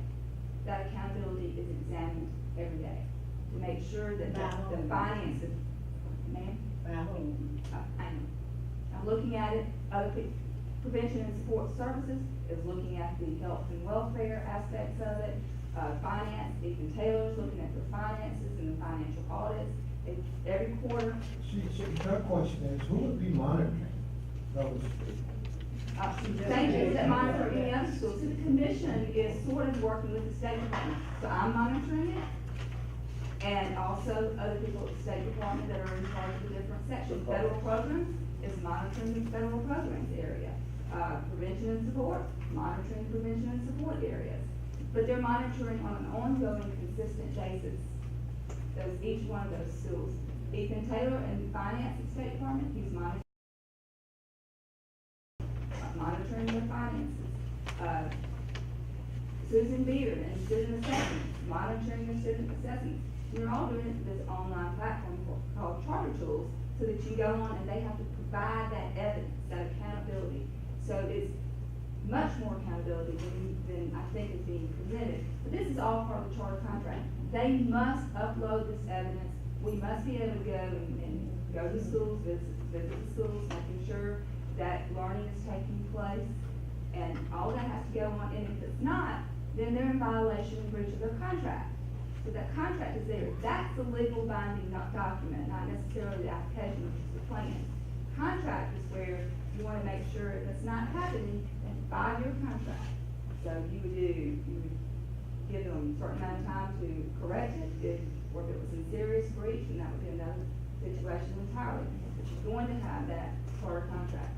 Here's a service contract. This is another way. It's an annual contract between a charter school and the school system to provide transportation. So let's just say you had a startup that came to, I have a tendency to walk and talk. Let's say you had a charter school that was in Montgomery and they needed transportation services. Then you can provide that and charge them for it. And that's a service contract. Same way I talked about earlier with Acceleration Day and Evening Academy in Mobile. They're contracting with a nearby school system for some of these services. And they pay them for those services. So those are 3 different kinds of contracts. But I really would love to have another opportunity to talk about that charter contract, because it's a piece. Because a lot of people are looking just at the application and saying, we didn't have this or didn't have that. Well, it's a plan.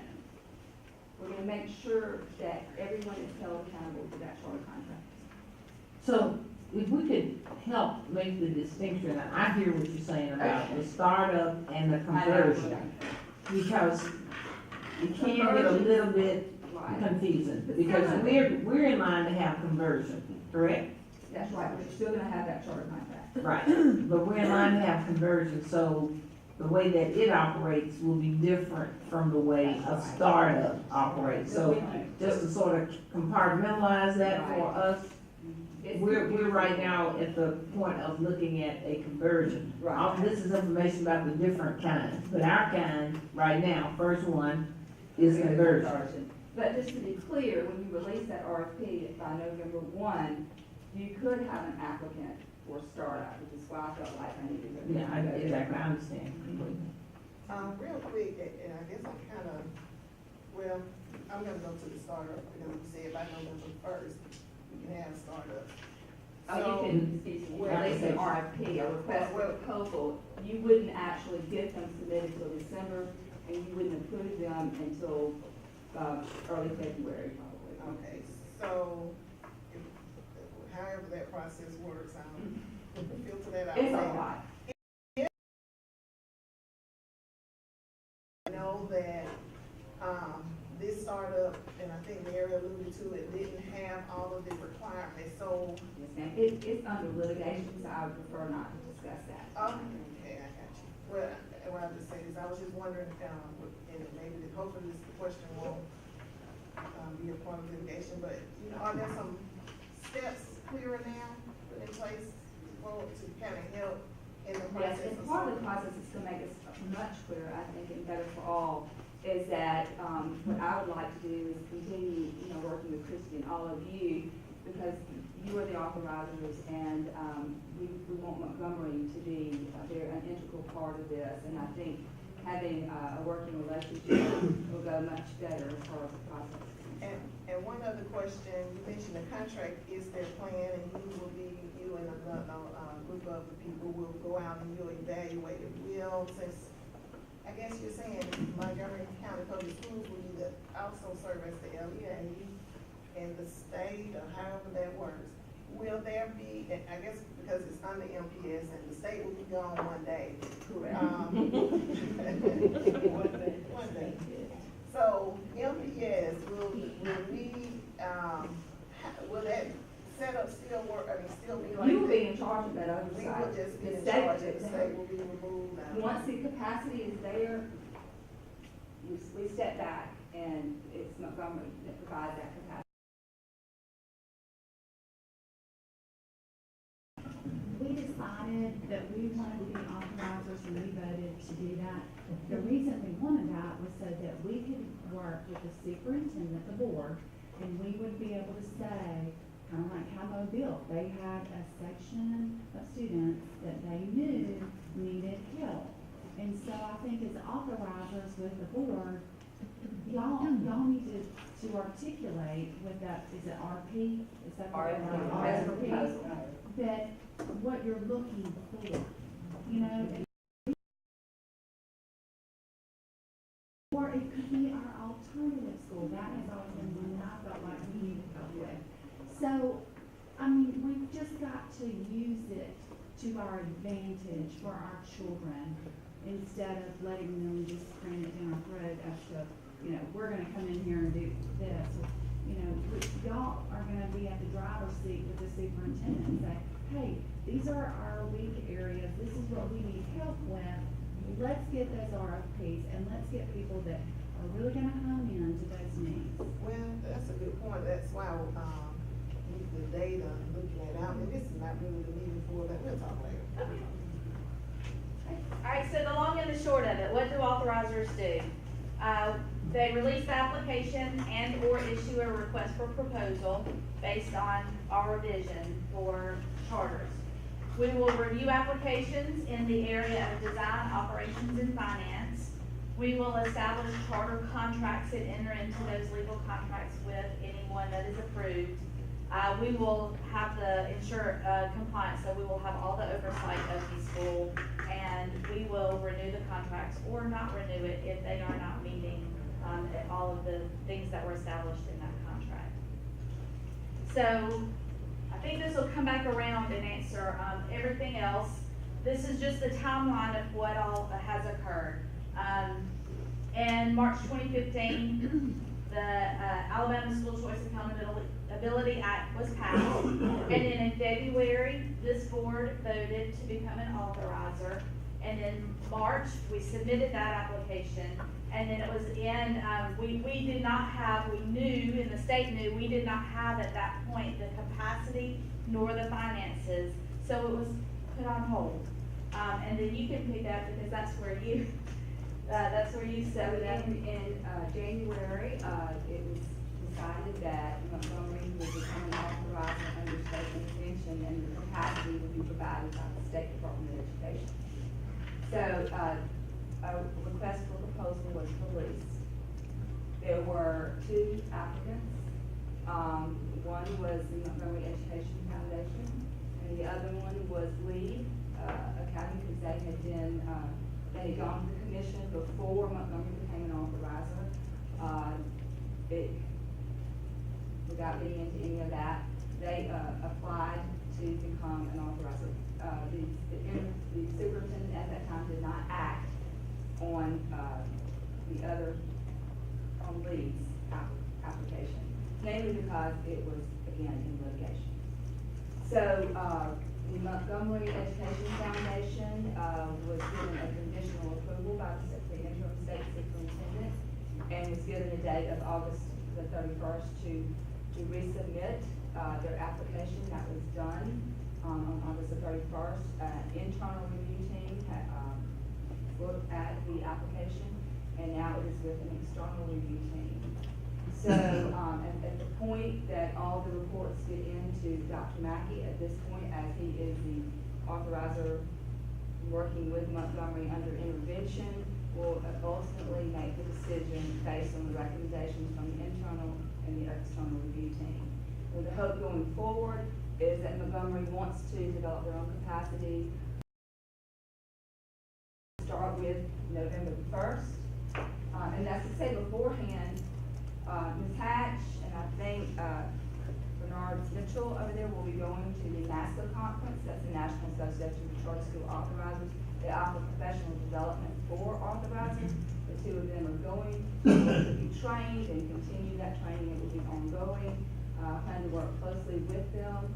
And then November the 1st, Montgomery would step out and releasing its RFP, its request for proposal, and some of the things that Snowden has mentioned might be something that you want to put in your new request for proposal. Maybe you want a model similar to the acceleration day in Eaton County. These are things to consider, but it must by law be put out by November the 1st. That's in the law, so that's not the state law saying it, it's the law saying that. And then, November the 30th, the applications would be due to the Montgomery, and Montgomery has already gotten charter tools, which is what the commission is using, and it again you do your applications online, and they can be submitted online, and then you can have your internal team, your external evaluator to review. You may review, and then you'll need to make a decision, and by February, late January, early February, you'll make a decision. You can decide to deny or to approve a charter application. Now, whether you approve it or deny it, has to be based on a rubric with good solid reasons for one or the other. Logan, what about, hold on a minute, give me a second. Why are you thinking? Yeah, you talk. You mentioned capacity and financing, so my question is, and maybe Christy can help me answer, or the superintendent, whomever, has our financing changed since 2016? And you know what, that's exactly what I was gonna say. Great We just mind. had to tag team it for a minute. Which is why, in this case, being under intervention, they will provide the resources and. Hold on, say that Say one it more again. time. They have, are you saying the state department is gonna provide resources? That's what she just said, write it down. We haven't- I think, I'm we were right given here, that- I've been here. We were given that promise, we were given that promise. I know that, Mr. Roller and I are here to help. What she's already doing at the state. Well, it never happened, we were promised support. I am helping, I promise you, I will help. What she would already be doing at the state. We're talking money, funding. Yes, which is Hey, my can- position. Can we get some of our traditional schools, please? I mean, since y'all are helping, can we get some help there? Well, I tell you, what all schools can do, including charter schools, and often what charter schools do well, is seek community partners and partnerships and grant writing, and that's not anything that not all traditional schools can do. But it's something, maybe because it's a change, or it's something I've noticed with the new charter schools in town. I'm traditional public school girl too, but what I've noticed with charter schools is those partnerships and how much they can help. And I listened to BTW's principal tonight talk about how important those partnerships are and what they can mean to a school, and that includes funding. And so I think developing those, I think it's a lesson that we can learn from charter schools, that we do that with all schools, and that we develop those resources there. So Logan, here's my question for you. And this was our concern, and that's why when Margaret Allen was a supervisor, and she was like, well, we're just gonna hold back. Because, well, I wanna know what, as an authorizer in our central office, how many personnel realistically needs to be? I mean, Ms. Hatch can't do it all, right? Right. Or even at the State Department, we're looking at the same situation. I'm the point of contact. It doesn't mean I'm running around doing it all. Right. I am the point of contact. So it's no different than any, particularly in a conversion school or even a startup. It's going to be treated no differently. Those who are in charge of federal programs are going to still provide that oversight for federal programs. Those who are in charge of transportation is really any different in terms of capacity. But having that point of contact, making sure that these things are ongoing and that that oversight is there. It's not as easy as you think. No, Right.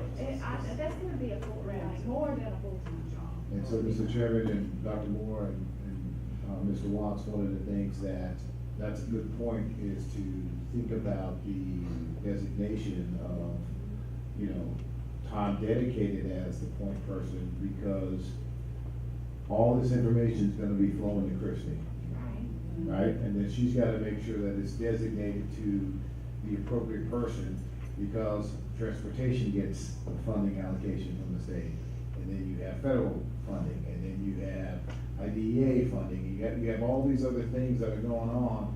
And so when you have multiple duties and expectations, it's easy for the communication to get lost in translation. So that's just something that we have to look at more closely to answer the capacity issue.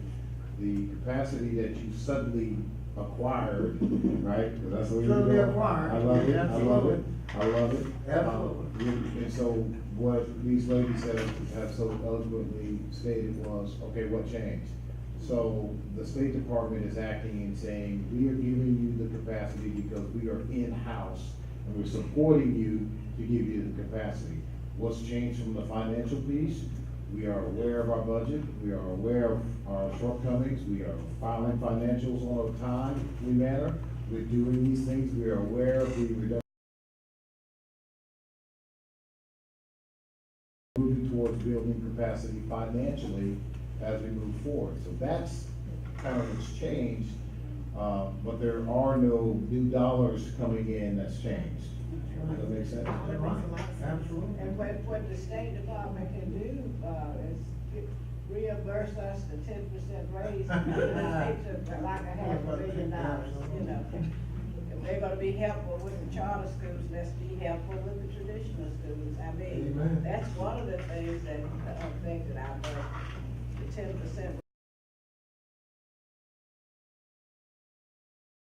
So may I ask a couple of things for clarification before you sit down? I know you're probably tired, but, so the first question that I have is, as the superintendent, when would the superintendent, and then as a way of sharing with the other staff members, be able to see the content of the application that has already been approved for the conversion, so that I can read it? I have been told that as soon as we get the external review, that both the application and the external review will be handed to you. Okay, so that's my guide, and I'll know what it is that we're supposed, what we're doing under that application. Second thing, I wanted to see if we could clarify. We talked about, we right now have a conversion model, but we have to put out the RFP, and that could be startup or conversion. But right now, we know what we're gonna be dealing with soon is the conversion model. So, Mr. Rowland mentioned the money following the student.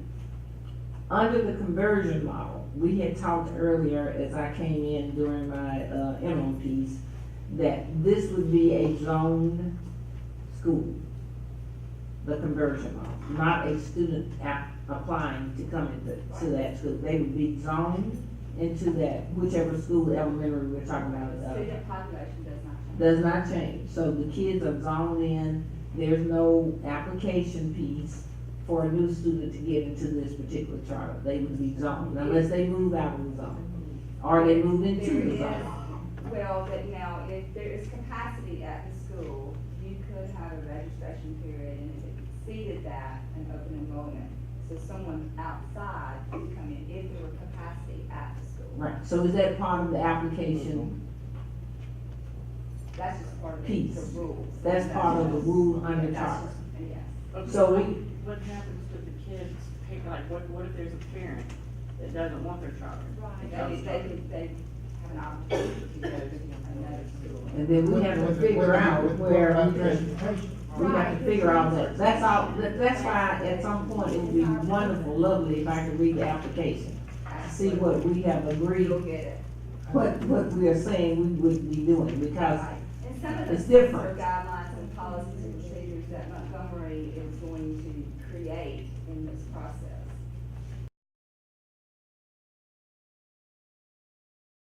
that we're asking right now, And because right now we don't we've have. gone through that, but that charter contract, we're gonna have to make sure that those things are spelled out in that.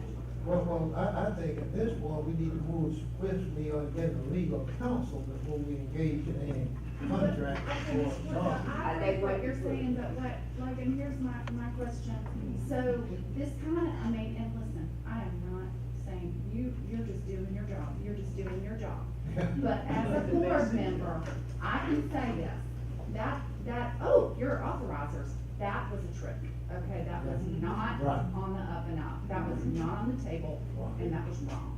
Because we asked to be authorizers, and then they said, no, you're not ready, and we said, okay, and then, we're all in this intervention, and then all of a sudden, I read the paper and find George, we're authorizers. Absolutely. And so now we're in this situation where, holy crap, we're authorizers, but we haven't been thinking about the transportation policy we should have set.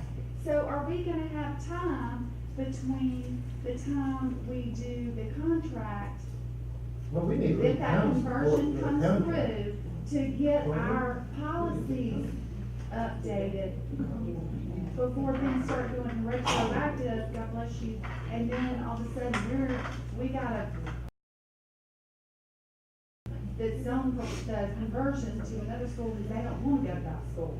I mean, I feel like we're gonna be really even more under, we're just gonna be burdened with more stuff because we haven't really been given the time to set up properly as authorizers. The state has promised us resources, and your point is. They've done that before. Okay, but now listen, I'm here to help you. Logan is here. You can call me, you can have my cell phone number. I will be running around scurrying to make sure that we get up to speed.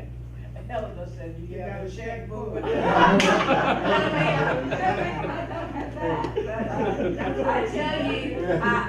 tell you that I scurry around well. I was a former middle school principal and I know how to scurry around and try to make things happen. So I can promise you that I will be your advocate at the State Department, and I promise you that.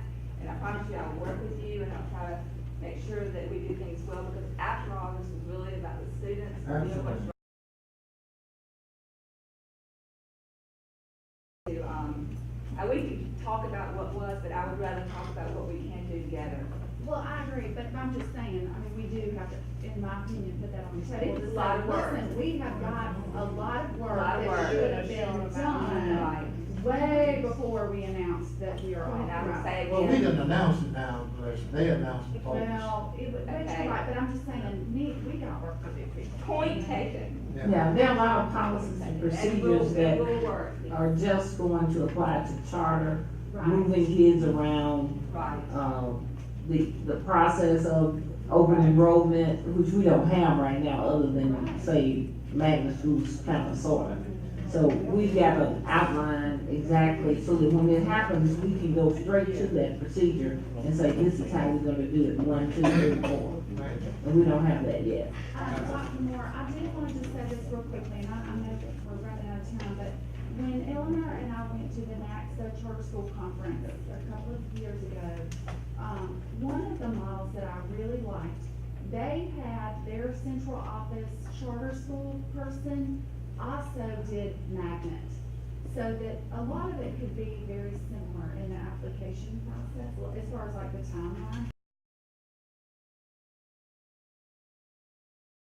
kill two birds with one stone, or at least a stone and a half, you know? And probably at least a good I connection think- between, because we're such, I don't know how large the system was that you saw. We're like 50 or 54 or so we have the magnets, and then we'll have charter, and there's a lot to go with just the law, interpreting the law, and knowing what's in the application. So as soon as we fill in those holes with the information that we're missing right now, then we'll have to start really quickly working on those procedures. Yes. If I can see the application, so I can know what's in it. I promise you, as soon as I get it back, you'll be the first person. Absolutely. Okay? Thank you. Thank y'all. All right, thank you. Next item on our agenda will be the MOA Health and Montgomery Families Initiative by Dr. Kathleen Williams. Good evening. Good evening. Our Health Montgomery Families Initiative contract is one that we are continuing, we're proposing to continue. It's one that, partnership that we've had within the district for a number of years. It is a three-party partnership. It is Montgomery County Schools, Montgomery Public Schools, it is the city, and it is the county. All three of us put up funds so that the DA office works with us to help with truancy, to help with our suspension issues, and to help with the bullying piece, which was added last year. Through those pieces, we have weekly meetings with a roundtable of a number of stakeholders around the county. And when children are referred to Helping Montgomery Families, there's an extensive evaluation process that occurs within the home so that we can identify what the appropriate resources are so that we can help alleviate some of the challenges that the student is experiencing in the school day. We have a very tight connection with them from student services, as well as we have DHR at the table, we have victim life at the table, we have many MPS folks who are at the table. We have curriculum and instruction that is there, as well as special ed and student support and social services, so that we can, as a team, discuss what's happening with each student and then develop a plan. One piece that is unique to this outside of our district is whenever a student is brought up on the table, not only are you dealing with the assessment of the student that was referred, but if there are other students within that home, it is a complete family assessment so that we are really addressing the entire needs that bubble up within that assessment and not just focusing on. It is our proposal that we continue with that. It has been very helpful for us to have the DA's office to be able to back us up when we have significant needs with students and we're not getting the response that we would like to receive within MPS. With HMFI. Is it the same amount? I noticed. Yes. Same amount. Yes, it's the same amount. Yes, ma'am. Will we be receiving the reports like we normally receive in terms of the impact that they've had as far as absences and tardies? Yes, throughout sir. the district? I know we usually get one of those Yes, sir. reports each year. Yes, sir. Now, I think you know that there is a little bit of transition that is occurring with HMFI. Ms. Edwards, who has been the director for a number of years, is retiring at the end of this month. But we are in the process of interviewing for a new director, and we'll continue on with the processes that we've already established. And I was gonna ask too, I mean, could we get, because I haven't got a report. And I read each of these things, and I've got so many parents that, you know, the bullying issue was huge. In fact, I went to Darrell Bailey's thing with one of the principal leads, and I give them Sandra's number. I didn't know that you was, you know, I have her number, I have the text that you're supposed to text and all that kind of stuff. But how do we know that somebody actually did this? Okay, so with that texting for bullying piece, they're actually just routing families when there has been in the past a little bit of breakdown in families of knowing exactly what to do when they feel that a child is experiencing bullying. When they text into that number and they give the details to the DA's office, that request actually comes back to our division because the bullying process is in partnership with us. They are working with us on our MPS bullying process. We conduct the investigation, we follow up, our principals follow up with those parents to find both sides of the parents. The parent whose child is making the allegation as well as the parent whose child the allegation was made on. We are following up with families. If needed, a safety plan is put in place or a child's schedule can be changed. There's a number of things that could happen in response to that. Once that is completed, we knew this year, I asked that all principals submit those bullying dispositions to the division so that we're keeping that in a database. For the ones that come to us through the DA's office, you'll see that in this report, there is a monthly feedback that we give to them on the completion of those, any of those investigative pieces that have been turned into us. Okay, so if we have an incident, we really need to come to you. If we have something that we want to It's check on. actually, per our manual, the process starts at the school. So a parent should complete the bullying harassment form that is principal, usually it's the principal or the AP that is the contact at the school, and they take the lead on investigating in their building. I get involved when we need a little more support from the district level. And that was what I was gonna ask. That's what happened. And I don't know if Happy Family Initiative offices, but for our victims, do they also partner, reach out, or do you allow them to reach out to people who are being victims, other victims of bullying, victimized? Thank you. Through that roundtable, so far, we've been very blessed that for the ones that have come through Helping Montgomery Families Initiative, the DA's office has not had to pursue those any further. We have been able to complete those investigations in Montgomery, put plans in place within our district, and if need be, when a child needs additional support services, our social work staff gets involved, and then we have other partners within the city that we can refer out to if necessary. Okay, so when it's, because I'm just giving an example, if it's already gone to the principal, because if you'll remember you and I talked about this one, I had an incident where, and you said you recalled one part of it, it was at Park Crossing, we had a bullying thing, and the girls were suspended. They actually got the sister involved, went off campus, and the one at Capitol Heights, which is my school, well, it was one of mine, okay, whatever, said that they had the bullying, okay, there. And the kids had guns, and it was actually, they bullied the kid, and the principal said, well, it wasn't on the property, but yet it was really on the property. It was the same incident. And so when it's beyond, and we don't agree with the principal, we come to you. Is that what The you're principal doing? the principal completes that investigation. If the parent has additional questions or concerns about how that investigation, the outcome of that investigation, then yes, ma'am, they can reach out to the Division of Student Services so that we can do further investigating and identify additional resources. And at some point, law enforcement, in a case where there's a serious threat with a weapon, law enforcement should become involved. And they told this parent that it was At that the point. school. Yeah. And so the parent was like calling me going, what, well, upset, and that's why I came to you. Because, I tell people all the time, even though, we can say this kid can't be at school anymore, but we can't arrest them and put them in jail for having a weapon. That's outside of our purview as a school district. So this, if but case in point, today we had a call from a parent.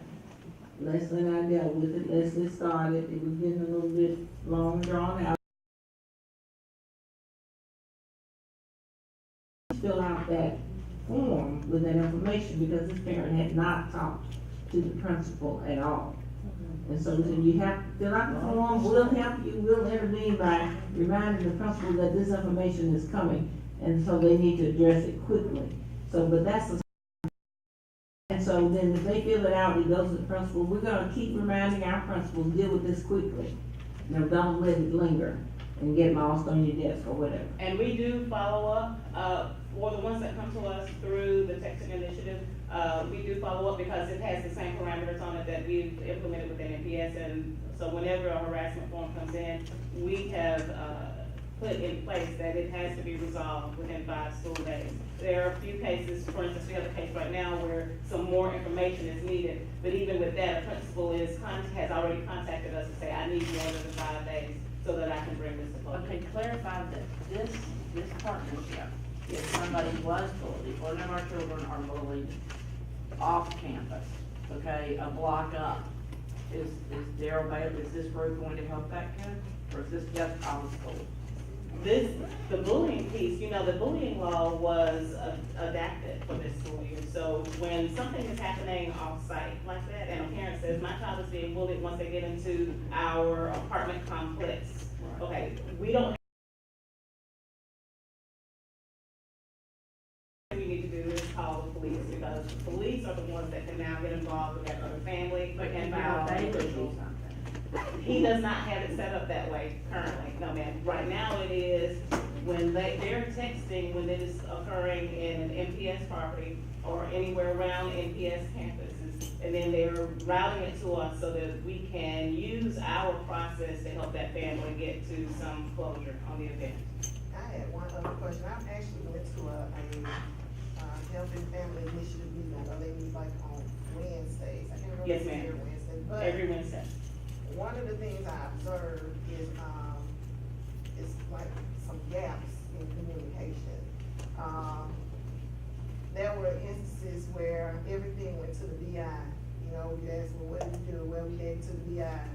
And it was like, and it just stopped right there. So I know that when I communicated with someone about it, I said, is this has this been happening for a while? And they were like, yeah, we really want to be a little bit more, involved, and so that we can get things, if there are things happening early on, even if it's just something minor, if we could just be notified. Truancy was one, even though they addressed truancy, but they were like, they felt like they were behind the ball. So if you could just, talk to Ms. Edwards about it, and We have, over the past year and a half now that I've been in the district, she and I have had the great benefit of working together closely to try to bridge some of those gaps. And even for our own MPS processes, we've changed how we provide support in schools. So I've been fortunate to be able to expand by person the skills to expand so that we can reach out into the schools more. My behavior folk meet on a regular basis so that we can try to get in front of when a child is being referred to HMFI. They go to HMFI when a due process packet is completed, and they also go to HMFI once they have attained 3 or more suspensions. So we want to get in front of that as a district, because in the past, sometimes a child wasn't referred by a school until they had 7 or greater suspensions. Well, we already know that if a child is experiencing that kind of a trend, we have resources right here in our district that can help. So we're helping our school teams think through our RTI process, and Mr. Mitchell is one of my partners in crime on that. So be putting into effect before our numbers get so skewed with a child on suspensions and then going to HMFI.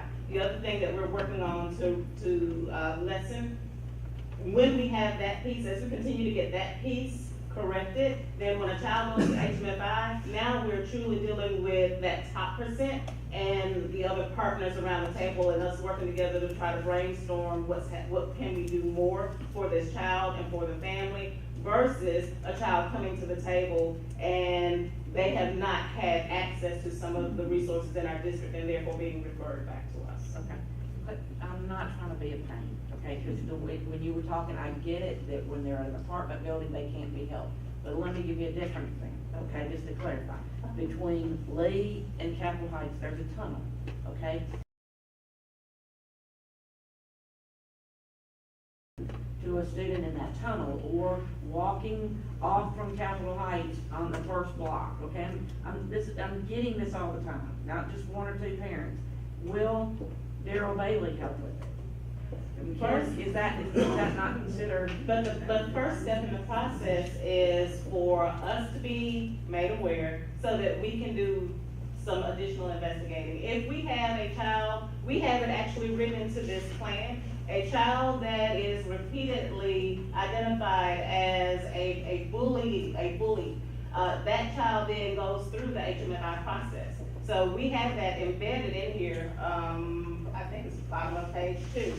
So we tried to cover all of our bases because Darrell Bailey is actually very, yes, you'll see it at the under that Class B piece, as one of the ways that you automatically get referred to HMFI, because we really want to partner together well so that we're cutting down on those instances within our district. I just don't want the parent, I guess my sticky piece here is when a principal, if I'm giving you the incident in a tunnel or whatever, and the principal goes, oh, that didn't happen on school grounds. These parents are feeling helpless. And I want to be able to go, oh, you got to be able to have some kind of, I want to be right when I tell them something.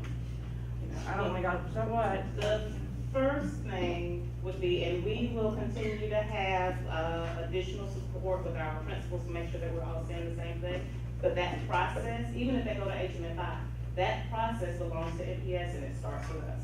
And so it begins with them filing that report with the BOE. If they cannot get resolution with that principal, then they always have the recourse of reaching out to us at the district. And there've been a number of times when I have just gotten on the phone, me with a principal, on the phone with the principal to say, hey, let's think this through and figure out a plan so that we can do what's right for kids, because all of us here just care about kids. And if we can substantiate that the bullying started at school and then they moved into the tunnel or whatever, then there is a way, I think, to make that connection. If we can establish that it started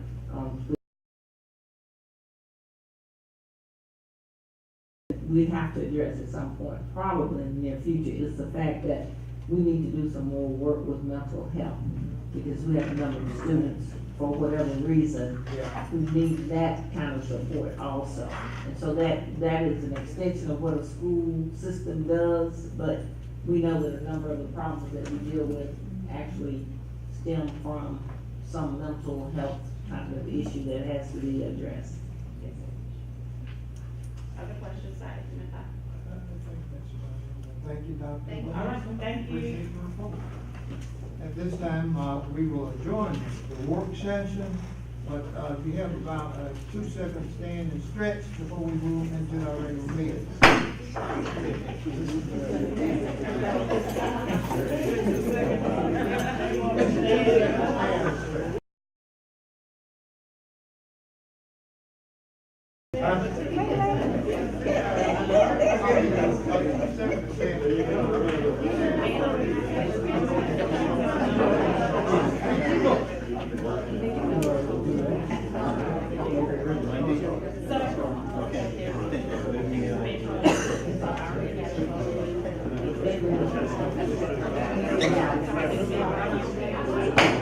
Good evening.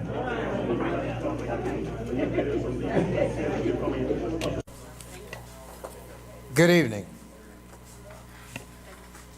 The Montgomery County Board of Education special call meeting is now called to order.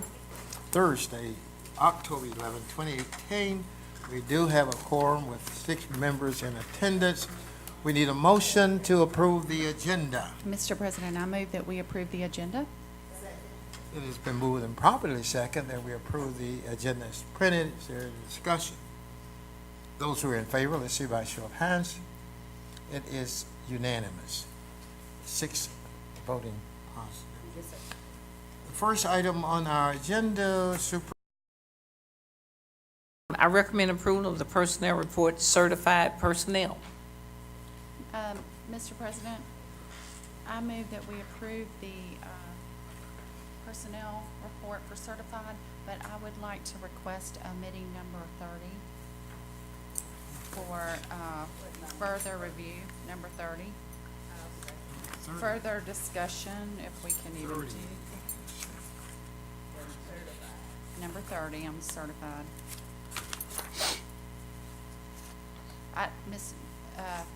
Dr. Moore, I want to be very careful legally, but there's a lot of history that maybe you might need to be apprised of. Okay, so you wanna stop, Just pull that aside. pull that one out. Yes. I recommend approval of the personnel report, certified personnel, omitting number 30, Yes, please. or excluding number 30. I move that we adopt the superintendent's recommendation to approve the certified personnel minutes with the exclusion of number 30. Well, yeah, so you're gonna second. You 'cause I got the made that second. motion. She made the motion after made, now you need the second. Okay, well, I'll you need first and second. second or third and Okay. fourth. After she made the Yeah, you made it first, then Mary took it and made it Got it, second. okay. After-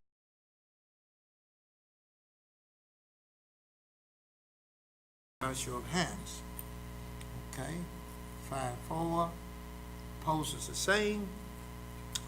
Oh, opposed and not abstention, opposed, okay. One opposed. Okay? More. I recommend approval of the personnel report, support personnel. Mr. President, I move that we adopt the recommendation from the superintendent on our support personnel. Second. It has been moved and properly second that we accept the superintendent's recommendation for the personnel report support. Any discussion? Those who are in favor, let's see by show of hands. It is unanimous with 6 voting for. Superintendent. Okay, I recommend approval of the MOA Helping Montgomery Families Initiative. Mr. President, I move that we approve the MOA Helping Montgomery Families Initiative. And just for a point of discussion real quick, I just want to say, because I feel like I'm personally whining, that was one of the things I'm proud of being on board Oh, yeah. back in 2007 Oh, yeah. or 8 that we Yeah. initiated this. Yeah. And I'm just glad that we can keep moving forward with Right. that. Okay, it's been properly moved and second that we accept superintendent's recommendation of the MOA for Helping Families Initiative. Is there any other discussion? Those who are in favor, let's see by show of hands. It is unanimous. That is the end of our agenda. What?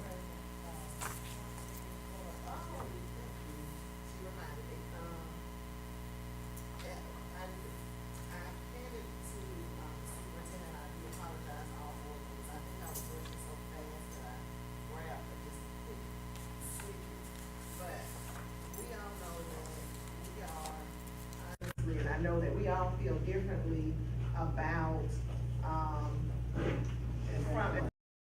asking for a property increase, but I have provided a sample of a PowerPoint presentation that I put together as well as a resolution. And I just ask that you just look over, and we may feel however we feel about it, but, you know, at the end of the day, our kids really need a lot, and I know that there's a lot of distrust in the community about how things have been done in the past. But I don't think that it would be wise to hold back on our kids because of things, but I do know that trust and accountability is extremely important. I went to a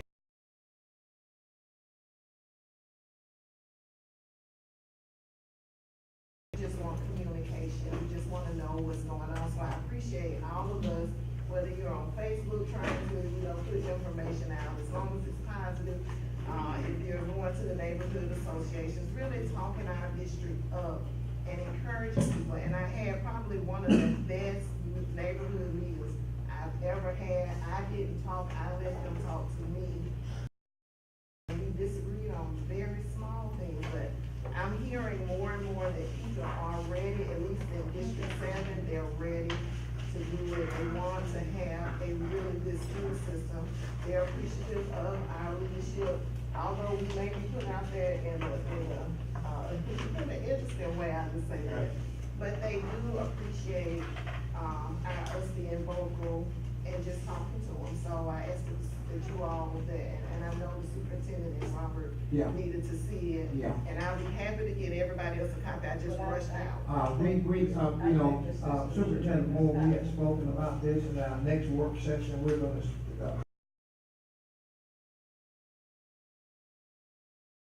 and certainly hopefully we can get something lined up so that we can present at least to the commissioners so they can start moving on it.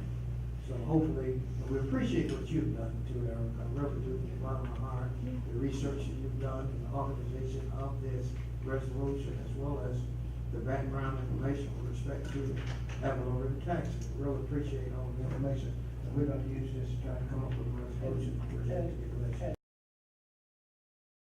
Peruse it, and I think it's an excellent document, and I would like for us to put that on our work session and let her give the presentation and have, Leslie to make copies for all the other board members. I just perused the one she had, but I think it's an excellent document. And I'll give everyone a copy because it's not just me. I know everybody has, there are reasons that you may feel that you may not, and you may wanna speak on that. Yeah. And I think every voice deserves to be heard and everybody's, opinion about it deserves to be, noted.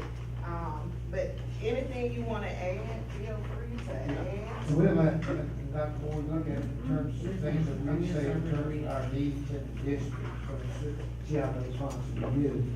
Again, Eric, I want to thank you for that.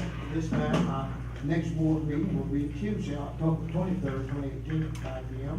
Central Office. Just 3 years, not